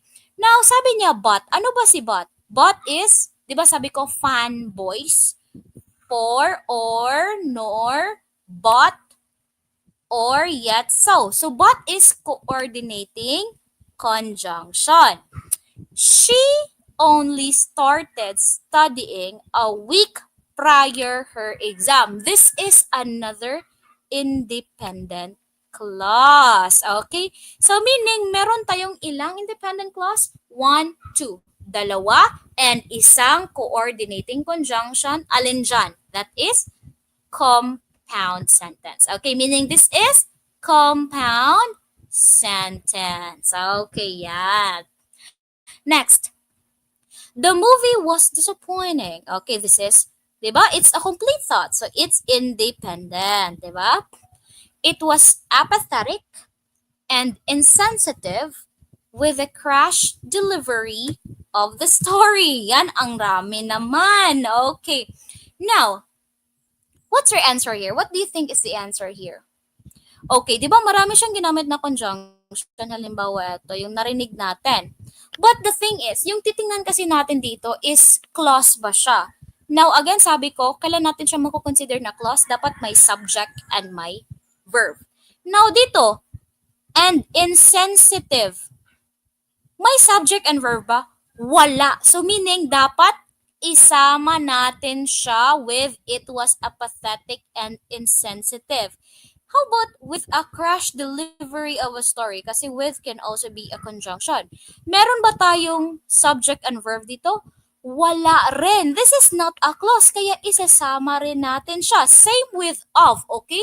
Isasama rin natin siya. So meaning, it was apathetic and insensitive with the crash delivery of the story.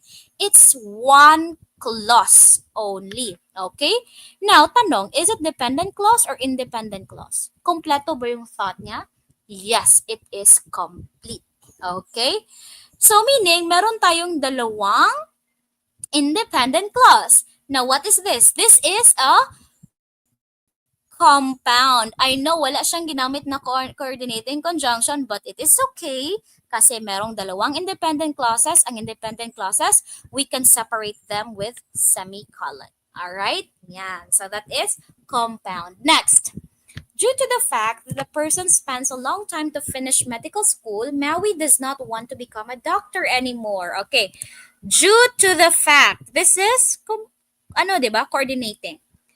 That, due to the fact that a person spends a long time to finish medical school. Eto yun ha, kapag subordinating conjunction, isasali natin siya, okay? So sabihin natin, due to the fact that a person spends a long time to medical school. Kompleto ba yung thought niya? Okay, due to the fact that a person, di ba may kulang? Unya. So, di ba? So may kulang. So meaning, this is dependent clause, di ba? Now, how about Maui does not want to become a doctor anymore? This is independent clause. So, meaning this is isang independent, isang dependent, isang subordinating. That is complex sentence. Okay, the answer is complex. Okay, next. Earl drove recklessly. This is one independent. Kasi kompleto naman yung thought niya, di ba? Sir Earl daw nag-grow recklessly. Yes. Because is subordinating or coordinating. This is subordinating conjunction. Okay. So, meaning isasali natin siya sa next clause. Because he was drunk. That is, okay, so because he was drunk, so may kulang. So, ano nangyari? Ganon, di ba? So, this is dependent clause. So, meaning, isang independent, isang independent, and isang subordinating that is complex. Okay, next. Personal preference on food and music is an important factor in determining compatibility. That is, personal preference on food, kahit na may and, tingnan nyo, is this another clause? Okay, actually hindi siya. Okay, kahit na music is an important. The thing is, eto kasi si food and si music, they are being treated as equal. Okay? Meaning, gusto niya rin ng music. Ganon. Alright, so meaning, eto siya, this is one clause only. Okay? Meaning, this is just one clause. So, that is simple sentence. Okay? This is just simple sentence. Alright? Next. While Chloe was doing her chores, okay, while is, alam naman natin na while is subordinating conjunction. So, isasalin natin siya. While Chloe was doing her chores. So, ano naman ngayon? That is, di ba may kulang? Dependent clause yan. Danica was writing a poem because Danica was writing a poem. That is independent clause. Independent. Because is another subordinating conjunction. She was inspired by the song she heard on the radio. Okay, that's Danica independent. Independent.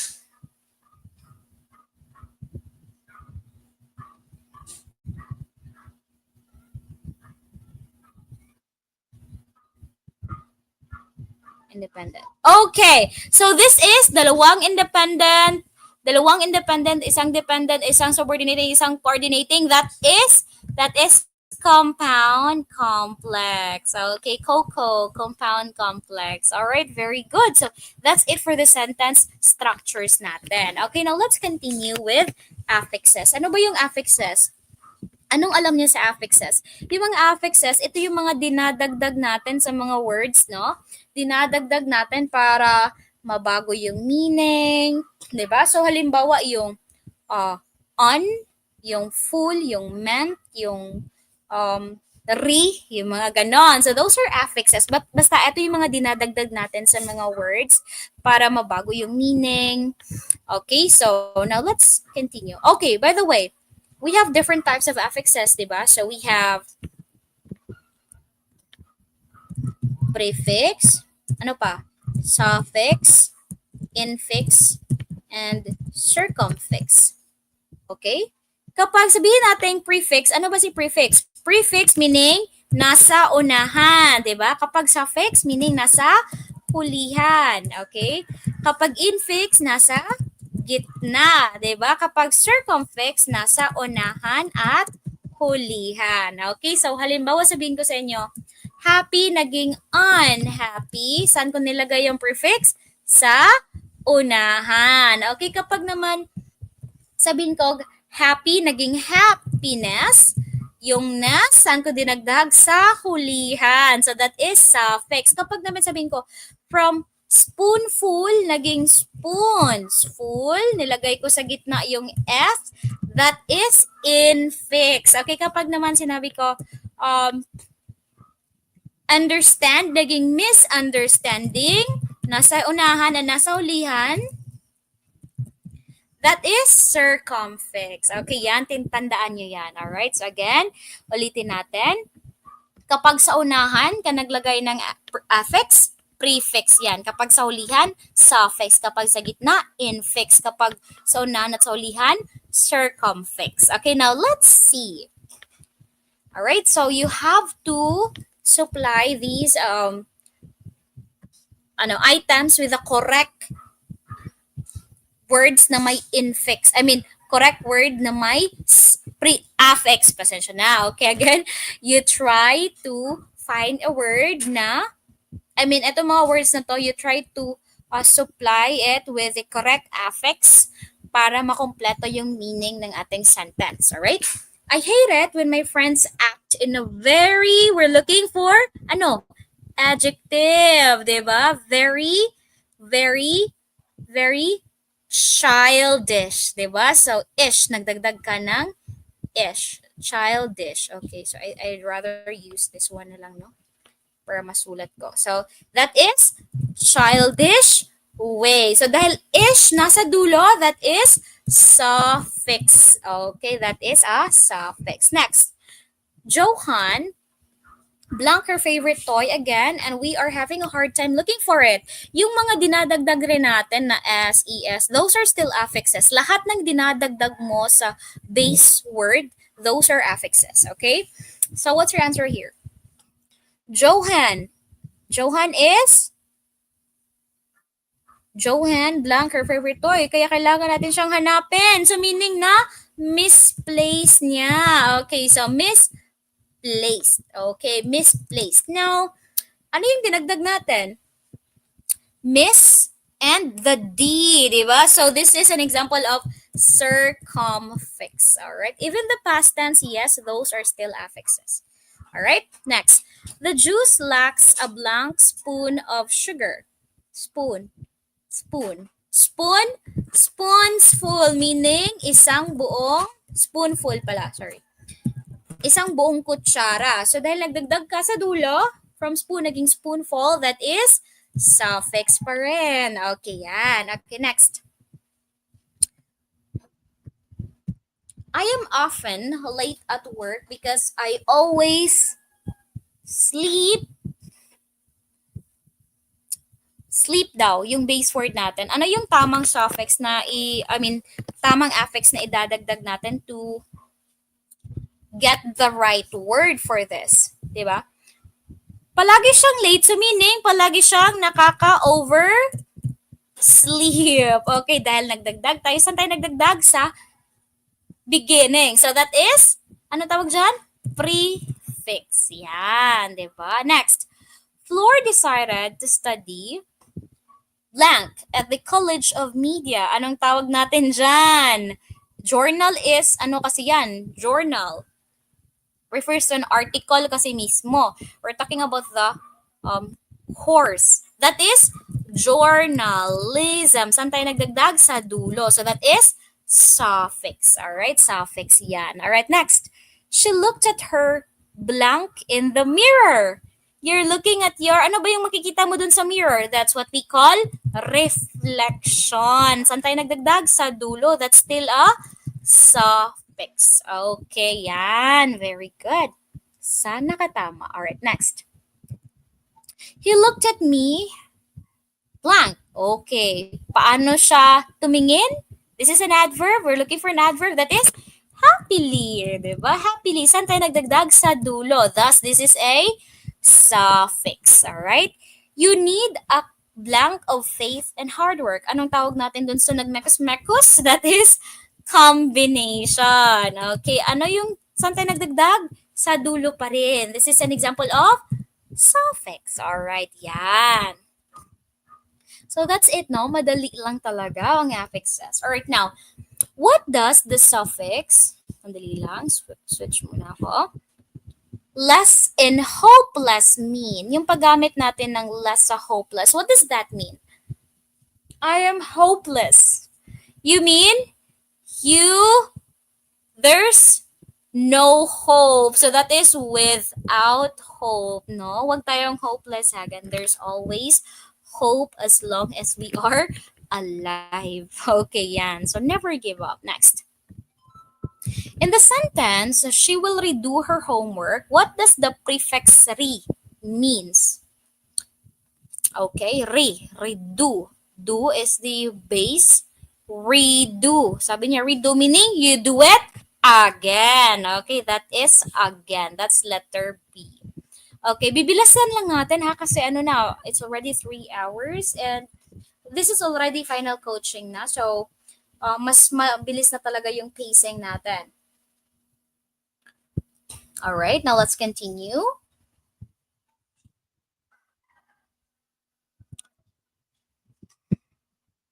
The word reflection is formed by adding the suffix "shon" to the verb reflect. What does this suffix do? Ano bang ginawa ng suffix na "shon" doon sa verb na reflect? Diba? From verb, naging ano ba yung reflection? Noun. So, it turns a verb into a noun. That's letter B. Yan. It doesn't make the word negative.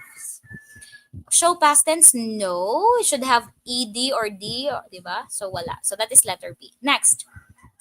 The students were unprepared for the surprise quiz. What is the prefix in the word unprepared? Ano daw yung prefix dito?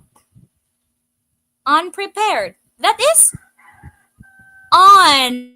Okay, on po yan. Our base is prepared. Okay. All right, next. Prepared. Pwede. Okay, next. The doctor told me to discontinue the medicine. What does the prefix "dis" means? Ano ba ibig sabihin ng "dis" in the word discontinue? Meaning to stop. All right, to stop. All right, itigil mo na yan, di ba? All right, next. Which of the following words contain a suffix? Alin dito yung may suffix? Replay. Replay is re, that's in the beginning, that is in a prefix. Undo, that is prefix pa rin. Disagree, that is still prefix. Beautiful is the affix. So that is suffix. Alright, letter B. Next. Which of the following is an example of a prefix? Alin daw dito yung halimbawa ng prefix?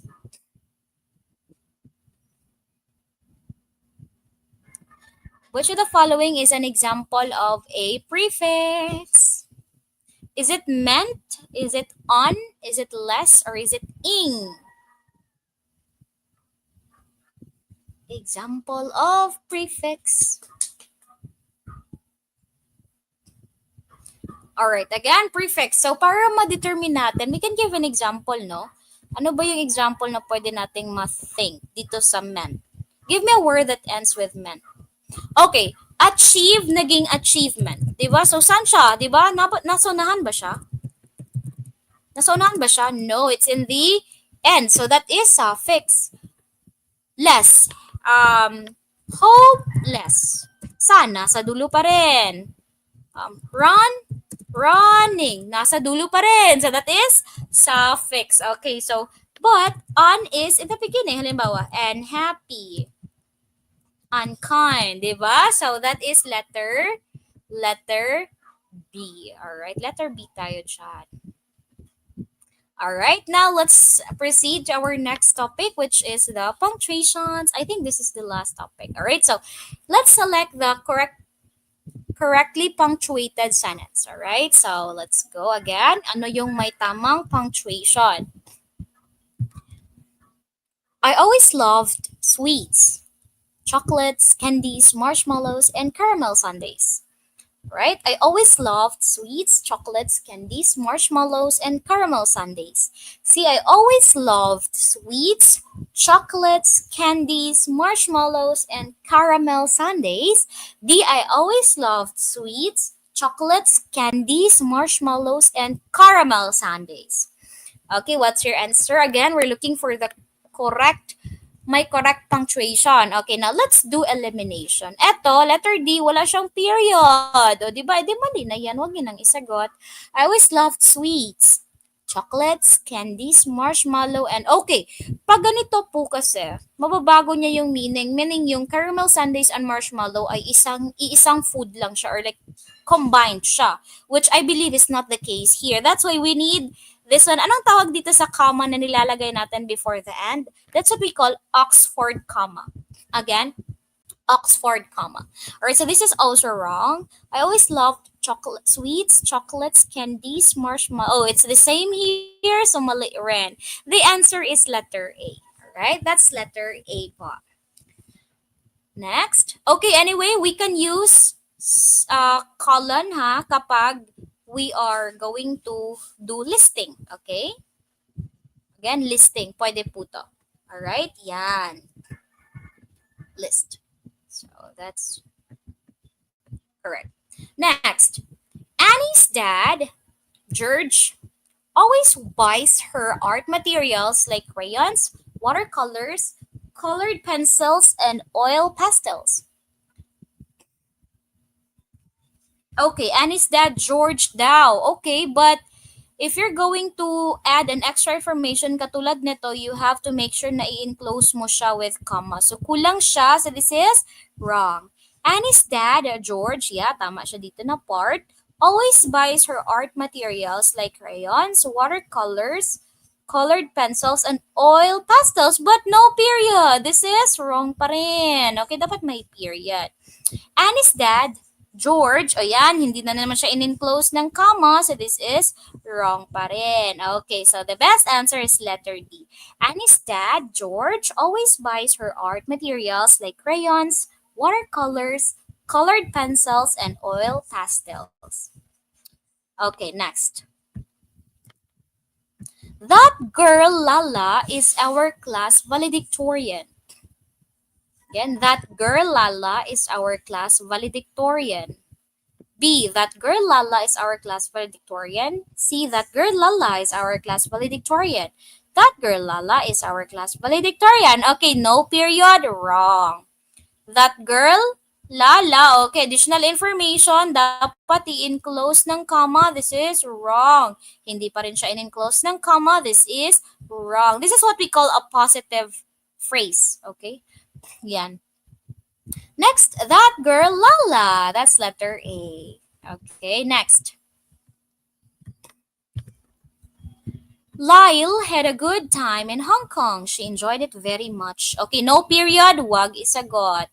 D, Lyle had a good time in Hong Kong. She enjoyed. Okay, no punctuation. Nothing. That's wrong. Lyle had a good time in Hong Kong. She wala pa rin and walang period. That's is wrong. The answer is letter B. Okay, etong tandaan nyo. Eto siya, it's synonymous or same siya with semicolon or period. Okay? Yan. So, pwede natin siyang gamitin to separate two clauses, two independent clauses. Alright? So, that's why this is correct pa rin. Okay, yung dash na tinatawag natin, di ba? Yan tawag natin dash. Alright, next. Okay, so you can answer first kasi rationalize na lang itong sa atin. Diretso na tayo. So, what are you going to do next Sunday? Okay, you're missing a punctuation, kaya mali yan. What are you going to do next Sunday? Are you asking or you're stating, diba? So, statement daw, pero nag-what siya dito. So, this is wrong. Okay, what are you doing to do next Sunday? Tapos, galit pa siya. Okay, so the answer is letter B. It should be with, since you're asking a question, it should be with question mark. All right, yan. No, you have to be very anong tawag dyan? Careful pag punctuations na yung pinag-uusapan. Alright? Eliminate, eliminate. Alright? Next. And he said to me, make use of your talents wisely. Do not let them go to waste. And he said to me, make sure of your talents. Make use of your talents wisely. No punctuation. Okay, this is an example of run on. This is wrong. Okay?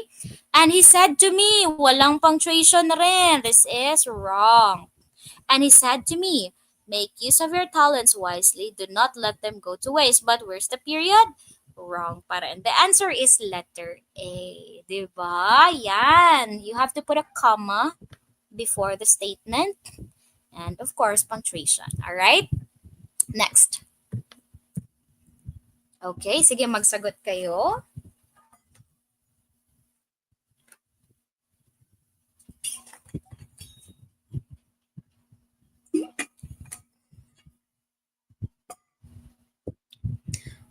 Okay.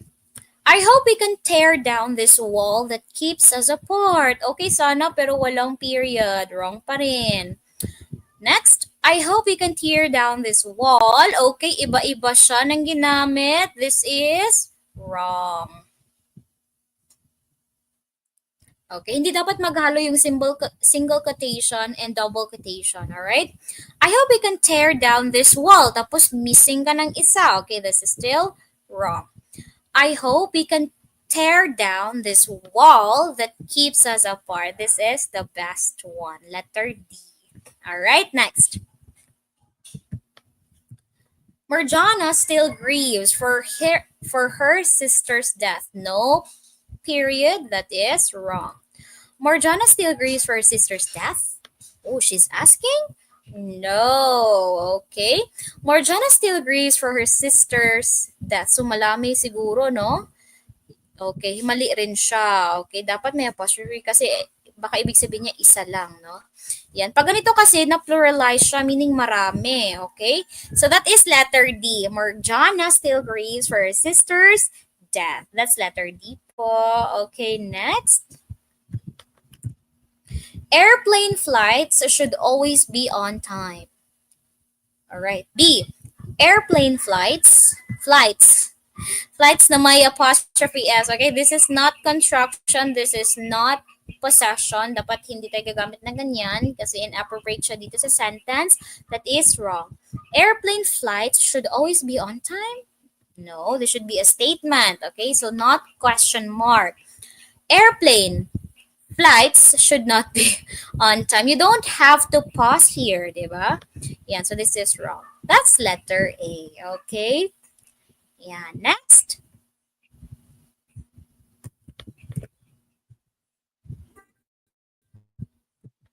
If you really want to succeed in life, make sure to always do your best in everything. Okay, what's your answer here? Okay, is this correct? In life, okay, wala tayong hingahan, no? So, wala talaga, this is another example of run on, no? So, this is wrong. If you really want to succeed in life, make sure to always do your best. Okay, no period. If you really want to succeed in life, make sure to always do your best in everything. Okay, mali naman yung pagkahiwalay nyo kasi it doesn't have to be a period kasi ito kasi siya, kasali siya dito. Alright, so the best is letter C. If you really want to succeed in life, make sure to always do your best in everything. Ito, don't mind this, na error lang to ng copy. Alright, so that is letter C. Next.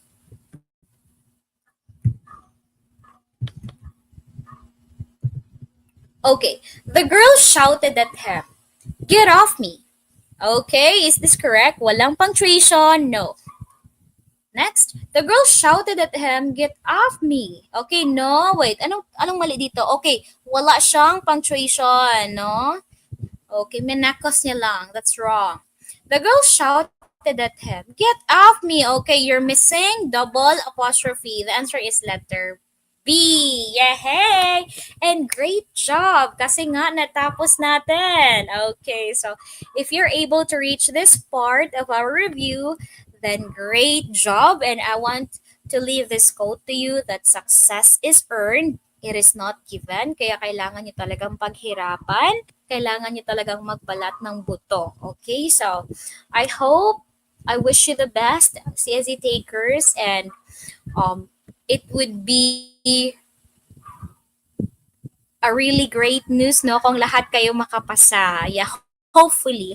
And thank you so much for asking me to be part of this, no, of your review journey. And I really do hope na may mga natutunan kayo sa sessions natin. So thank you so much and good luck with your CSE. And you can do this. Just think positive, pray, and of course, study sa oras na meron pa tayong maraming oras. So, study. So, thank you so much.